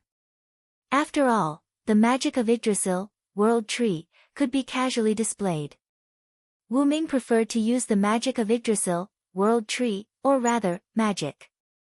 But Lune magic had an extraordinary effect at certain times, just like the Lune rune combination used to suppress the black mud. Although Yggdrasil's magic was convenient, it was a game after all. Although there was the concept of seal, there was relatively little about this kind of magic. Moreover, this kind of seal represented invincibility and couldn't be attacked in the game. Wyrm's purpose was to destroy the black mud. Naturally, it was impossible to use Yggdrasil's seal skill. That was also the drawback of Yggdrasil's transformation into reality. Seeing that the people who fled in panic had settled down, Wyrm used rune magic to cast a diversion magic that could make pedestrians ignore his line of sight. Then, when the police set up obstacles to block him, he walked into the inverted semicircular hole destroyed by the black mud. Because Wyrm was just contracted by someone. Moreover, Wyrm felt the essence of the mysterious power, which was the wish-granting machine in the hand of his main body, the Holy Grail. After passing through a forest, Wyrm saw a broken cabin on the edge of the big hole. There was also a little girl of 5 or 6 years old in the cabin. Wyrm frowned a little. First, because his master was such a young child. Although he didn't know why he was contracted, it was too cruel to let such a young child participate in the Holy Grail War.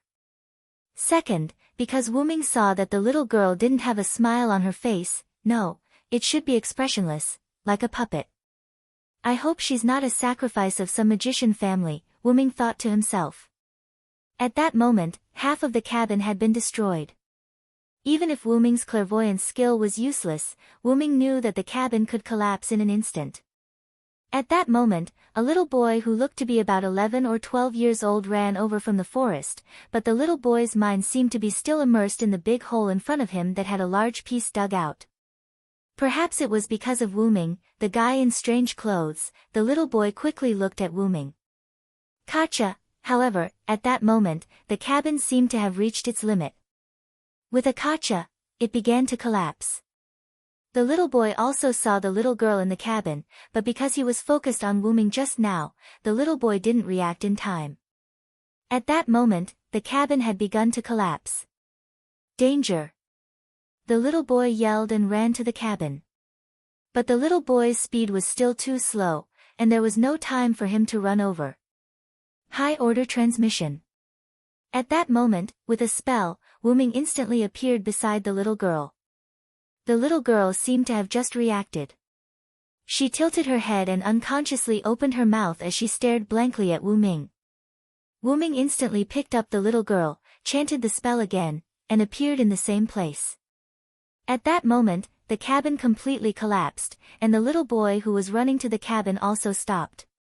"Is this magic?" the little boy said with some surprise. Wu Ming glanced at the little boy with a smile, then smiled at the little girl in his arms and said, "Are you okay, master?" The little girl looked at Wu Ming with some doubts. She didn't seem to understand the word master. Then she shook her head and said, "Other than my mother, this is the first time someone hugged me." Wu Ming smiled. Even if the little girl was a victim of the magician family, she was a pure child who was not contaminated by the magician. "So, how about this hug?" Wu Ming asked the little girl with a gentle smile.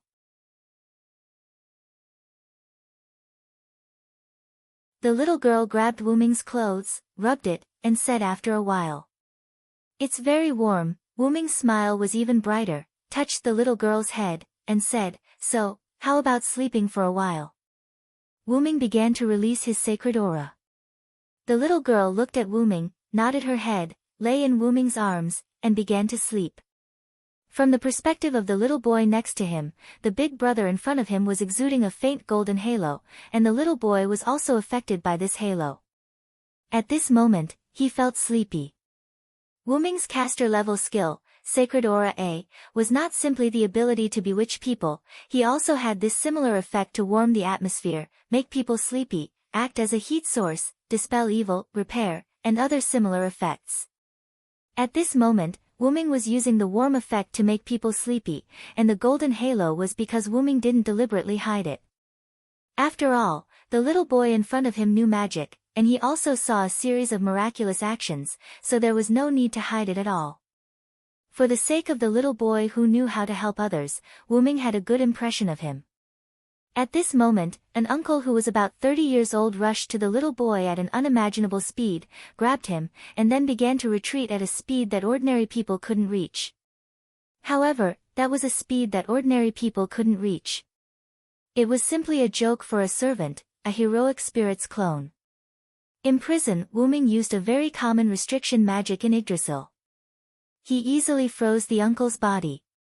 "Then, can you explain to me what's going on? This is Mr. Magician."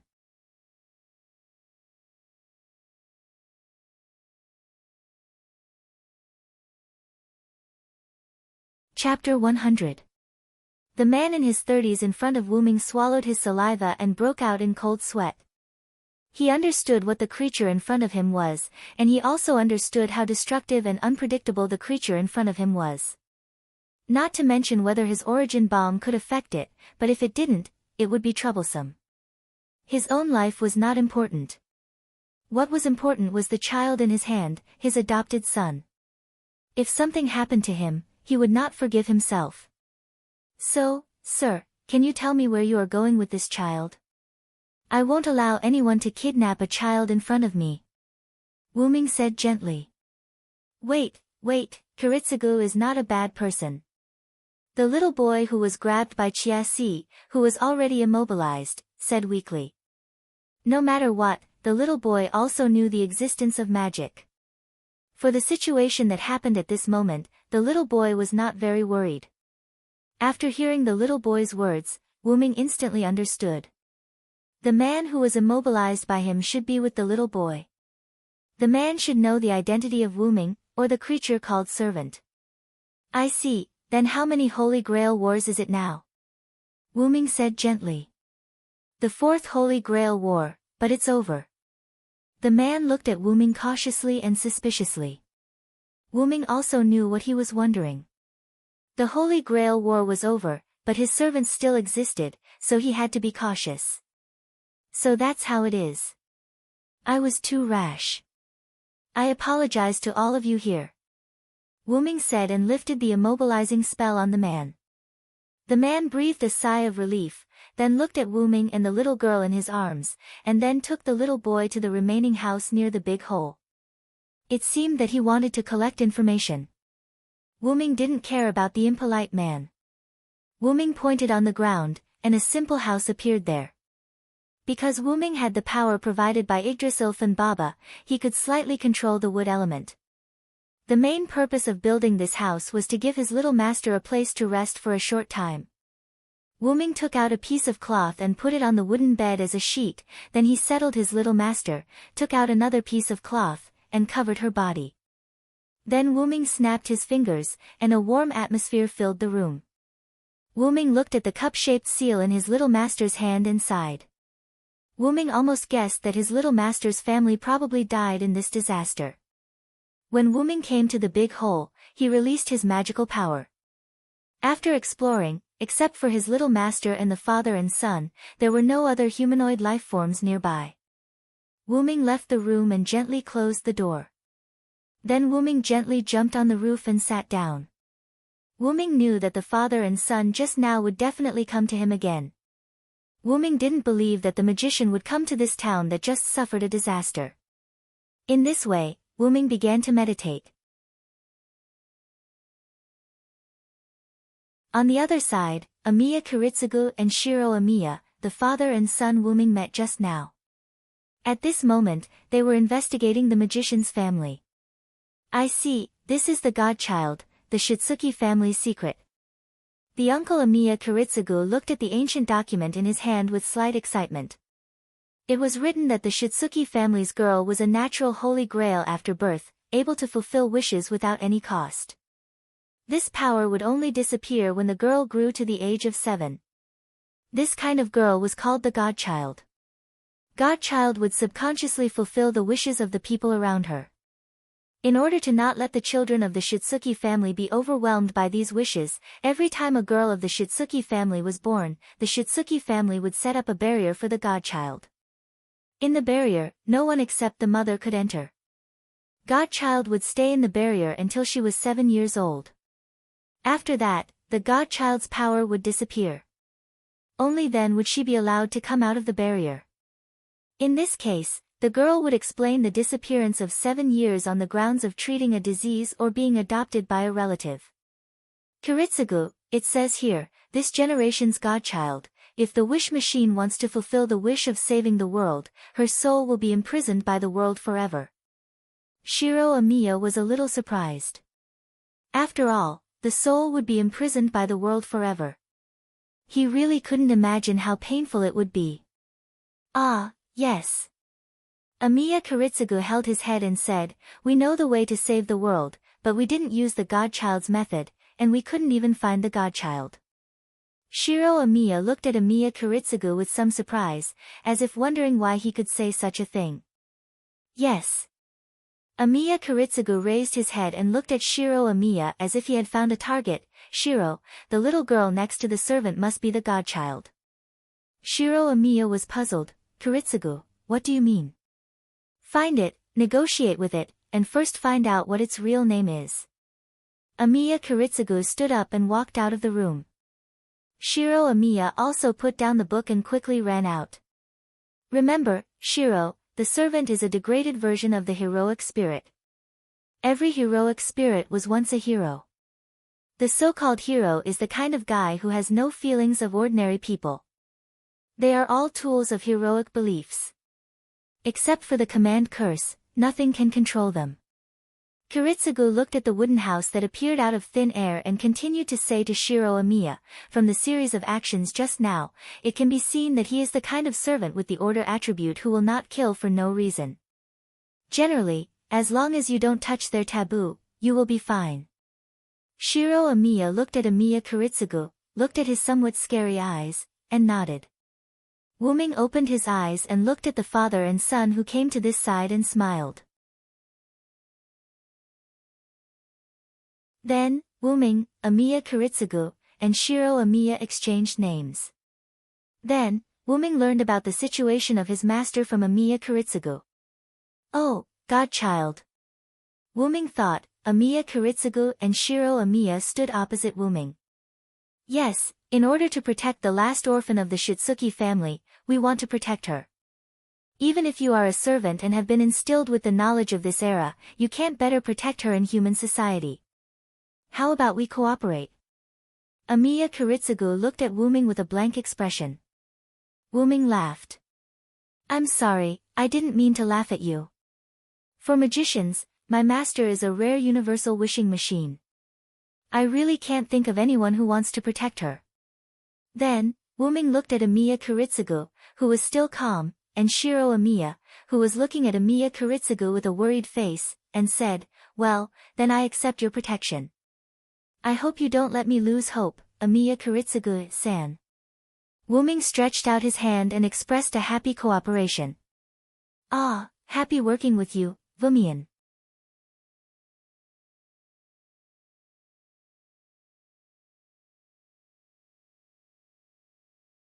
Chapter 101. Later, Wuming hugged the sleeping Shitsuki Meiyu and followed Amiya Kuritsugu and Shiro Amiya to Amiya Kuritsugu's residence in the city's winter wood. Late at night, a car stopped in front of a house. Wuming hugged the sleeping Meiyu and got out of the car.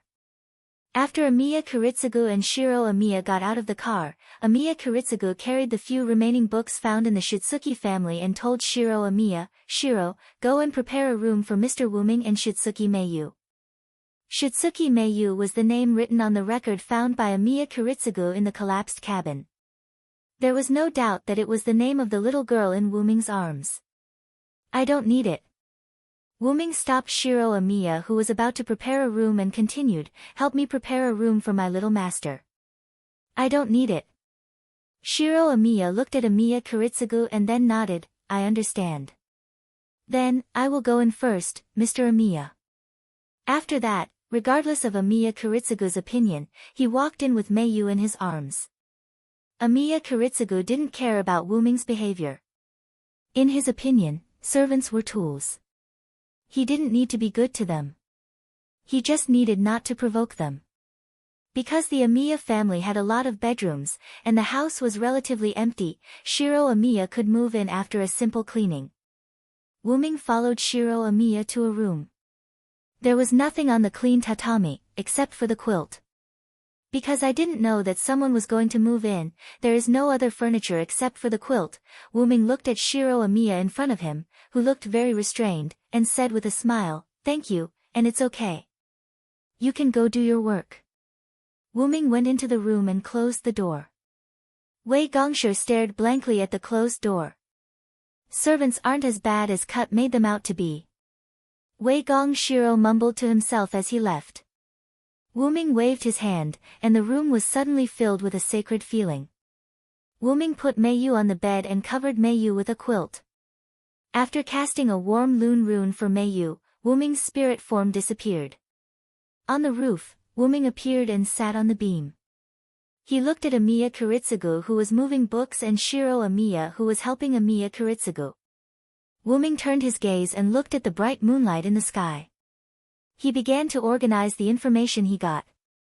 First, the contract between Wuming and Meiyu was not initiated by Meiyu, but after the enchantment was destroyed, the people's desire to be saved was conveyed to Meiyu.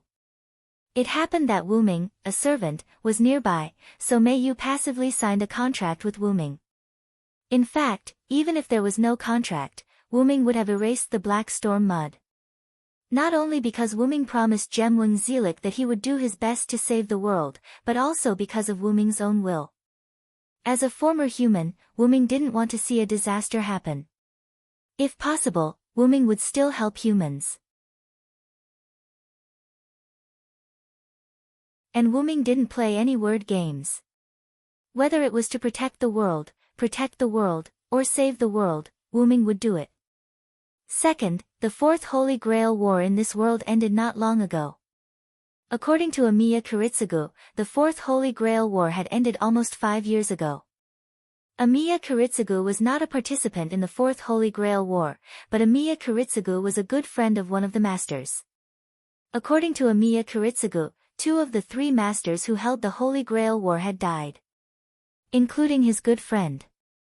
At the end of the Fourth Holy Grail War, the Winter Wood, which was located at the place where the Holy Grail War was held, suffered a large-scale destruction. Shiro Amiya was Amiya Kuritsugu's adopted son in that war. Moreover, this world had been prophesied that humans would eventually be destroyed. Destruction, will it be because of this world? Is my little master the human who has many connections with the heroic spirits? Wuming thought. After thinking for a moment, Wuming shook his head, and his spirit form disappeared. Just like that, Wuming's first night in this world passed. The next morning, before dawn, the people of Winterwood City were still asleep. Wuming appeared in the courtyard in his spirit form and stretched. Sure enough, the body that is used to sleep is not adapted to the body in spirit form. That's right, Wuming was not dead after all, he was a different kind of heroic spirit. In addition, Wuming had lived a normal human life in France. In other words, every night, Wuming would go to bed and sleep. Although Wuming could not sleep as a servant, it was a bit difficult for a servant who was used to sleeping. Therefore, Wuming directly removed his spirit form. Let's go and prepare Master's toiletries first. She probably hasn't woken up yet. With that, Wuming walked out of the Amiya mansion. A moment later, Wuming came back with a series of toiletries for young girls. Wuming walked to the door of the room that Shiro Amiya prepared for Mayu and stopped. It seems that children of this age can't take care of themselves. As he said that, Wuming walked in another direction. A moment later, Wuming came back with a basin of hot water and a wet towel. Knock knock. Wuming knocked on the door, then pushed the door open and walked in. In this room full of sacred atmosphere, Mayu sat on the bed, the lower half of her body covered with a quilt. Because Mayu fell asleep after meeting Wuming, Mayu's clothes were still the same as before. It was a gorgeous dress similar to a witch's costume, and Mayu had a flower-shaped hair ornament on her head. Masked. Looking at that expressionless face and cold red eyes, Wuming felt a tinge of heartache. Mayu, why are you awake so early? With that, Wuming walked slowly to Mayu's side, squatted down, put the things in his hands aside, and looked at Mayu. Children shouldn't wake up so early, you need to sleep well.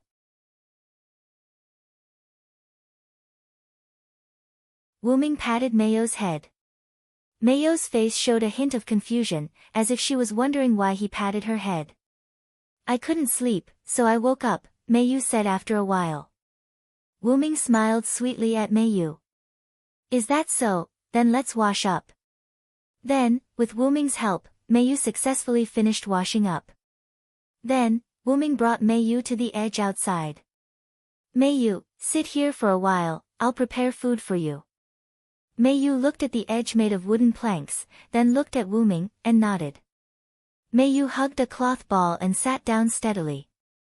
Wuming then started to go to the Amiya family's kitchen. But at this moment, Wuming stopped and looked back at Mayu.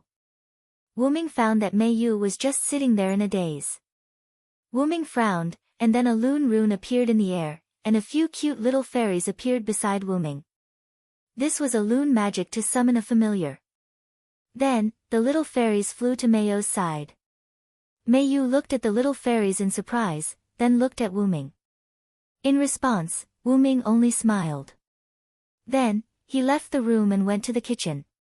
Seeing Wuming's back disappear around the corner, Mayu turned her gaze and looked curiously at the cute little fairies, and the corner of her mouth curved up slightly.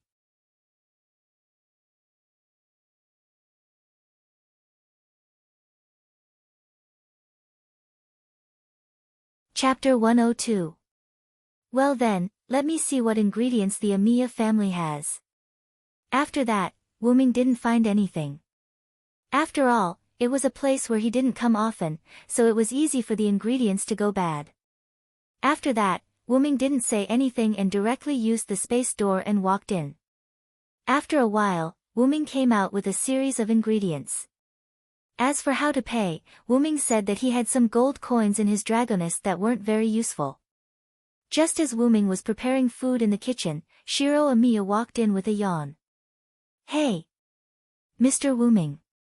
Shiro seemed to be at a loss at the moment. He really didn't expect that the legendary heroic spirit would actually cook in person. Are you scared by me, Shiro Amiya? Wuming didn't turn his head and said in a gentle tone. No. I didn't expect Mr. Wuming to cook in person. Shiro Amiya said with some embarrassment. Wuming put the cooked food on the plate and said, Don't look at me like this, I'm also a teacher, and teachers are omnipotent. I see, is Mr. Wuming a teacher? Who did Mr. Wuming teach? Shiro Amiya asked curiously. Wuming turned his head and looked at Shiro Amiya. And Shiro Amiya seemed to be aware of his own behavior. Inquiring about heroic spirits was equivalent to inquiring about their weaknesses. For those who became heroic spirits, their own death was sublimated by the legends and thus became a weakness. Just like Wuming's previous saber class, Wuming might instantly return to the heroic spirit palace if he used a fire magic spell that was large enough to destroy a servant. Of course, to Wuming, this was just a respawn point. But Wuming was a caster at the moment, so Hyunryong wasn't dead, but Hyunryong wasn't needed anymore. Perhaps only a weapon that contained a large amount of human power would be able to harm Wuming. I'm the great sage who taught the hero king, Wuming joked as he walked towards the door with a plate of food. Before he left, he added, by the way, I left some ingredients for you and Mr. Amiya. You can use them directly. Shiro Amiya looked at Wuming's back as he left, and then looked at the ingredients on the stove. Mr. Wuming is not as difficult to get along with as Kiritsugu said. With that, Shiro Amiya began to prepare breakfast. On the other side, Wuming came to the edge and saw Meiyu, who was sitting on the edge and playing with the elf. It was rare for Meiyu to have a smile on her face. Meiyu! Wuming shouted at Meiyu. Meiyu turned her head and looked at him with a puzzled face, and the smile on her face was gone. Sure enough, it will take a while for Meiyu to grow into a normal child. Meiyu, come and taste the food I made. Wuming put a plate of exquisite food in front of Meiyu. It was a plate of golden omelette rice. As a person who doesn't cook, it was basically impossible to make such a plate of omelette rice, whether it was color or fragrance. However, this was a world full of mysteries.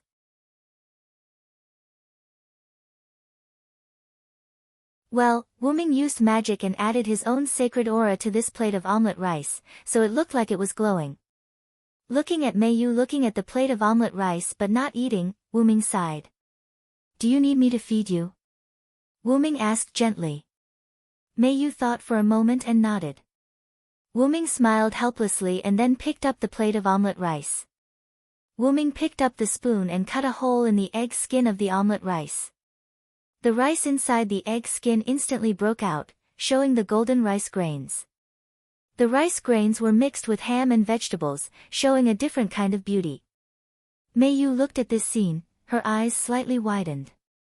It can't be helped, who told this guy to deliberately use magic as an auxiliary means to make it? Wuming scooped up a small spoonful of golden rice with meat and vegetables, gently blew on it, and handed it to Meiyu. Meiyu looked at Wuming, then looked at the spoon in front of her, and finally gently opened her mouth and ate the spoonful of rice. The moment the rice entered her mouth, Wuming could see some ripples in Meiyu's eyes. Wuming smiled. Meiyu slowly chewed the food in her mouth, and Wuming patiently waited. After a moment, Meiyu swallowed the food in her mouth and said, delicious. Looking at Meiyu's, I still want to eat, expression, Wuming's smile became more brilliant. Eat more if it's delicious. Okay. Just like this, Wuming slowly fed Meiyu the omelette rice spoon by spoon, and Meiyu ate the food on the spoon that Wuming handed over. This meal took about half an hour. As for whether the omelette rice would get cold, Wuming said that the rice blessed by his skill would not get cold. Finally, Wuming put down the plate and spoon in his hand, and looked at Meiyu who was still savoring the aftertaste. Coincidentally, there was a grain of rice hanging on the corner of Meiyu's mouth. Wuming reached out to remove the grain of rice, but just as Wuming used a finger to pick up the rice, Meiyu opened her mouth and ate the grain of rice. Wuming smiled awkwardly. Because, at this moment, his finger was still in Meiyu's mouth. After pulling his finger out of Meiyu's mouth, Wuming awkwardly looked at the finger that was covered with Meiyu's saliva. Wash it off. Isn't that disdaining Meiyu for being dirty? Don't wash it off. Then why do I keep this finger covered with saliva? At this moment, Shiro Amiya came out from the corner. Mr. Wuming, I prepared some miso soup for you and Shoayu. Shiro Amiya put 2 bowls of soup in front of Wuming and Meiyu. Thank you very much. Wuming politely said, and then began to drink. Meiyu looked at Wuming pick up the miso soup, and also picked it up. After Wuming finished drinking, he put down the bowl and commented, "Not bad, you really are a good seedling to be the court's husband." Shiro Amiya smiled awkwardly. After all, it was a joke, not a serious one. "It's not as good as the previous egg dumpling rice," Meiyu suddenly said.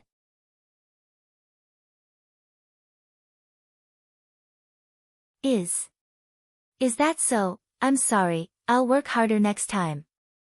Shiro Amiya was a little embarrassed. After the two finished drinking, Shiro Amiya packed up the cutlery including Wuming's egg dumpling rice and left.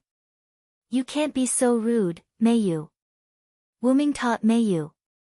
"But, it's really not as good as the egg dumpling rice." Meiyu tilted her head and said innocently. Wuming was a little helpless. He knew that Meiyu now lacked the emotions of a normal human. This kind of situation could not be solved by magic. It was better to let nature take its course. Wuming patted Meiyu's head, and said, "You're right, but you still have a lot to learn. Remember not to define something too early." "I know, big brother." Meiyu nodded. At this time, Wuming just remembered that he did not tell Meiyu his name.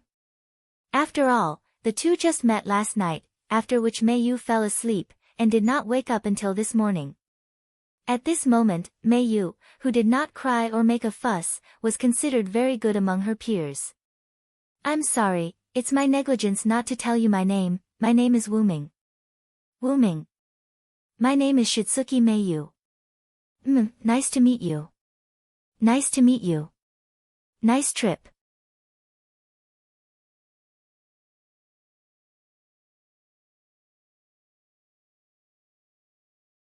Chapter 103.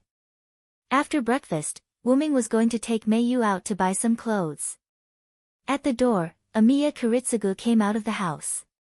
"Where are you going to take it?" This seemed to be a very plain sentence, but Wuming heard another meaning. It was as if Wuming wanted to take away Amiya Kiritsugu's water bag in the desert. "I'm going to take my master to buy some clothes." "Mr. Amiya, are you interested in coming together?" Wuming said with a gentle smile. For some reason, Wuming always smiled when he was Hyunryong. Wuming would fake a smile to those who didn't need it, but Wuming would smile from the bottom of his heart to those who needed it. Amiya Kiritsugu didn't speak. After a while, he said, "Can you let Shiro go with us? Shiro hasn't bought new clothes for a long time." Wuming didn't make any objection to this, but looked deeply at Amiya Kiritsugu. Then Wuming said, "Of course, I like children very much." A moment later, Shiro Amiya was called out by Amiya Kiritsugu. "Shiro, you follow them. Buy whatever clothes you want. You haven't bought new clothes for a long time." Amiya Kiritsugu said and handed some money to Shiro Amiya. Shiro Amiya took the money and followed Wuming and Meiyu. After all, Wei Gongshi was wearing a new set of clothes that he had just bought. After Wuming left with Shitsuki Meiyu and Shiro Amiya, Amiya Kiritsugu lit a cigarette. Amiya Kiritsugu exhaled a long smoke. "Hero King. Hyunryong." Amiya Kiritsugu couldn't help but think of the words Shiro Amiya said when he sent him food. "Mr. Wuming just said that he is the Hero King's teacher." "Kiritsugu, do you know the Hero King?" Amiya Kiritsugu quickly finished a cigarette. "If it's really you, then it's really bad." After all, in the mythology, the reason why Hyunryong came to Europe to teach the Hero King was because Hyunryong liked humans very much. And Wuming to Shitsuki Meiyu, who was a human and his master, would not allow Amiya Kiritsugu's wish. Suddenly, Amiya Kiritsugu knelt on the ground, covered his mouth with his hand, and coughed a few times. A few drops of red blood dripped to the ground. "Is it time?" Then, Amiya Kiritsugu stood up and went back to the house. Wuming held Meiyu's hand, followed by Shiro Amiya. Looking at the scene that she had never seen before, Meiyu opened her eyes curiously. Wuming specially studied the magic barrier of the Shitsuki family for Meiyu. That is, to prevent the wishes of the world from reaching Meiyu's ears and causing pollution to Meiyu. Because he was a caster, Wuming's ability to analyze magic and other things was still very strong. However, Wuming did not analyze the barrier by himself, but used the gift given by Zelik. Master, after testing, the magic barrier around Miss Meiyu is working well at the moment, and it is comparable to the magic barrier of the Shitsuki family. Thank you for your hard work, Kalas. You are too serious, Master, this is my pleasure. Wuming was wearing a translucent golden-green crown similar to a dragon's horn on his head at the moment. This crown was the high-level magic headwear that Zelik made for Wuming with the second method, golden-green stone. Wuming couldn't help but recall that moment. After Wuming came to this world, he couldn't wait to use this magic dress. In the forest, after Wuming activated golden-green stone, the original ordinary ring turned into a golden-green crown similar to a dragon's horn, floating in front of Wuming. Nice to meet you, Master, I am your special magic dress, golden-green stone, Kalas Ballet. Listening to this emotionless female voice, Wuming felt a little uncomfortable. After all, Wuming hoped that the artificial elf in his magic dress could be more lively. After all, Wuming didn't think of using it as a prop, but as a partner. Nice to meet you, can I call you Kalas? Wuming walked and asked the dragon's horn floating in the air. This is your right, Master. Wuming stopped and looked at golden-green stone. Listen to me, Kalas. You can call me Master, but don't think of me as your master. Golden-green dragon's horn stopped floating in the air as if it was waiting for Wuming's next sentence. We are partners who will live and die together. Remember, I am not an ordinary servant. I am a heroic spirit who has not died. After that, Wuming began to walk again. Golden-green dragon's horn was silent for a moment and then followed Wuming's pace. Then, it tightly wrapped around Wuming's head. Wuming touched the dragon's horn and smiled. Then Wuming used concealment magic to temporarily hide it. Feeling someone pulling his hand, Wuming came back to his senses and looked at Meiyu beside him. What's wrong, Meiyu? Wuming asked Meiyu. Meiyu pointed in a direction and said, that one. Wuming looked at the direction Meiyu pointed. A restaurant with an omelette appeared in front of Wuming's eyes. Wuming instantly knew what Meiyu was thinking. Wuming smiled happily, then squatted down and said, have you just eaten, you little greedy cat? Then, he scratched Meiyu's nose with his finger. Meiyu was a little panicked. She covered her little nose and looked at Wuming blankly. Looking at such a cute Meiyu, Wuming smiled even more brightly. Let's come here after we buy clothes, okay? Wuming asked softly. Okay. Meiyu nodded and then grabbed Wuming's hand again. Wuming stood up and looked at Shiro Amiya behind him. Amiya, come later, it's my treat. Shiro Amiya looked at Wuming with some surprise, then asked weakly. How did Mr. Wuming pay? Shiro Amiya just remembered that Wuming, as a follower, had no money, so how did he buy those ingredients? The money Kiritsugu gave was not enough to buy clothes and food. Ha ha ha. Wuming laughed twice, then said, I'm the teacher of the Hero King, who has all the treasures in the world, the tuition is enough for me to eat and drink. So that's how it is, then Mr. Wuming is very rich. Ha ha ha, of course. In this way, the three of them went farther and farther away. However, Shiro Amiya did not notice a problem. Everything that came with a servant was made of magic, but Wuming's items could be left in the modern world. This was also because Shiro Amiya did not understand the servants and did not understand the Holy Grail War, so Wuming exposed his information. Even if he wanted to tell Amiya Kiritsugu, it was fine. Wuming had already seen that Amiya Kiritsugu's vitality was almost gone.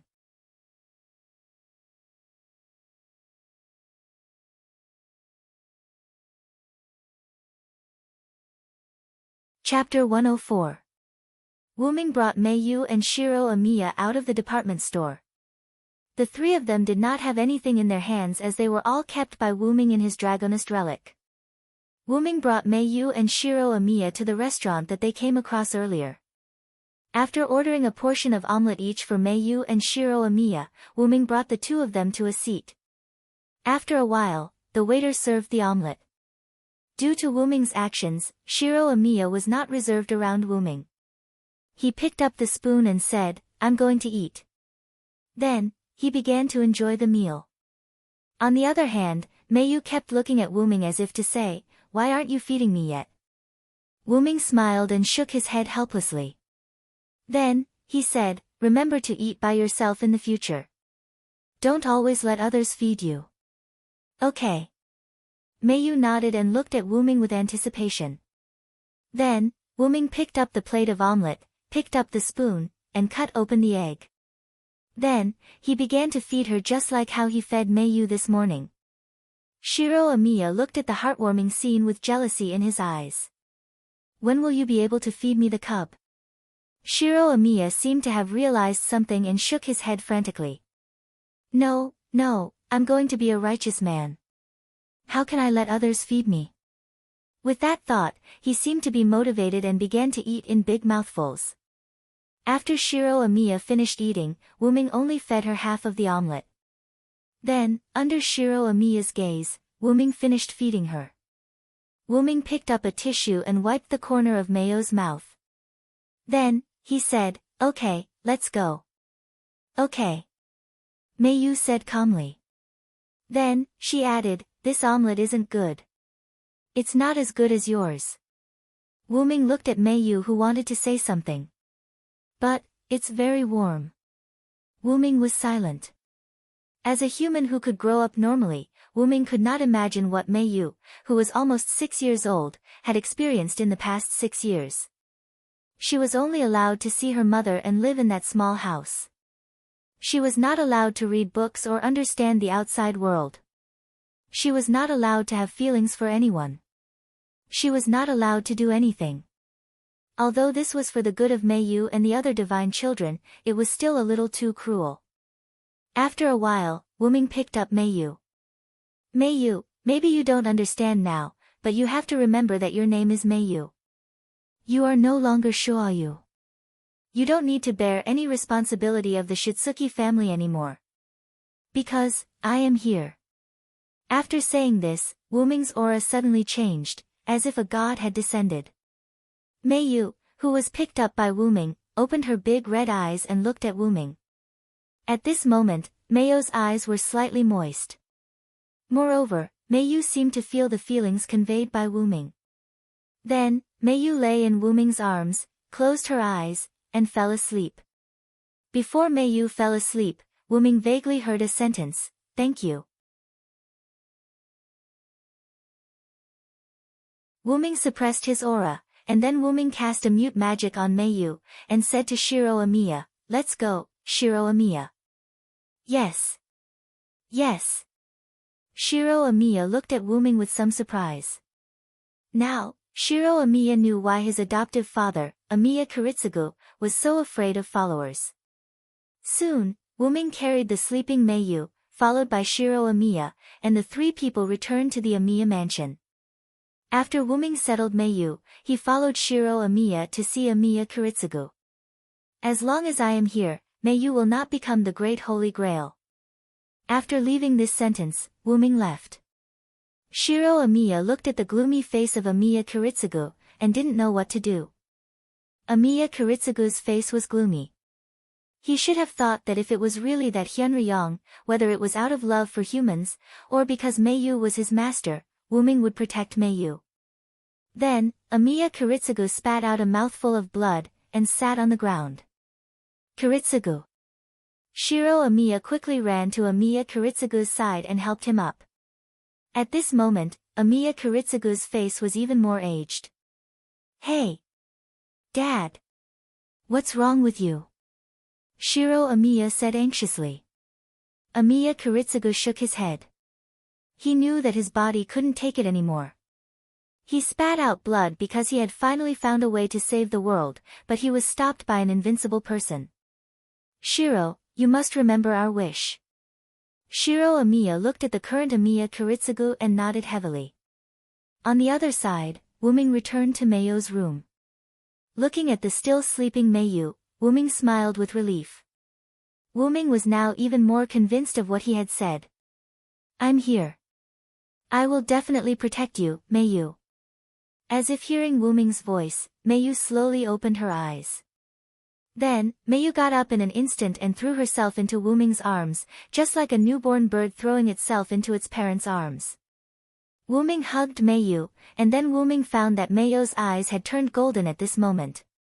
Just like himself. Wuming's hair and eyes turned golden because of the high-density divinity brought by his caster rank, Hyunryong. Meiyu's original eyes were undoubtedly red, but at this moment, they became the same as Wuming's. Is it, the Holy Grail's ability to grant wishes? Wuming thought of Meiyu, as the Holy Grail, who had the ability to passively grant other people's wishes before the age of 7. Although Wuming had used the emerald to simulate the Shitsuki family's magic barrier, someone as strong as Wuming could still penetrate the magic barrier and convey wishes to Meiyu at a very close distance. It turned out to be the case.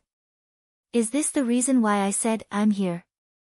After all, the Holy Grail was not omnipotent.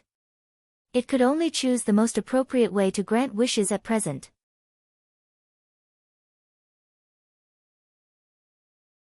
Perhaps for the judgment of the Holy Grail system, for Meiyu, letting Meiyu become Wuming's family and be protected by Wuming was the most ideal idea of, no need to bear the responsibility of the Shitsuki family.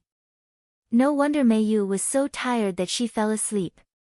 It turned out that the Holy Grail played a role in fulfilling Wuming's wish, which led to Meiyu's exhaustion. Well, this is not bad. Then, you are my sister. Please take care of me, Meiyu. With that, Wuming put one of his hands that was holding Meiyu on Meiyu's head and touched it. Well, please take care of me, brother. In this way, the person who Shitsuki Meiyu died, the so-called Meiyu who was Wuming's sister was born, and a new life began. You're tuning into the Blissful Bookshelf YouTube channel. We're so grateful for your support and don't forget to subscribe to join us on this incredible journey through captivating stories. Your generosity through donations truly makes a world of difference, as it's the primary source of revenue that allows me to expand and enhance this channel for you. Thank you from the bottom of my heart for being a part of this adventure.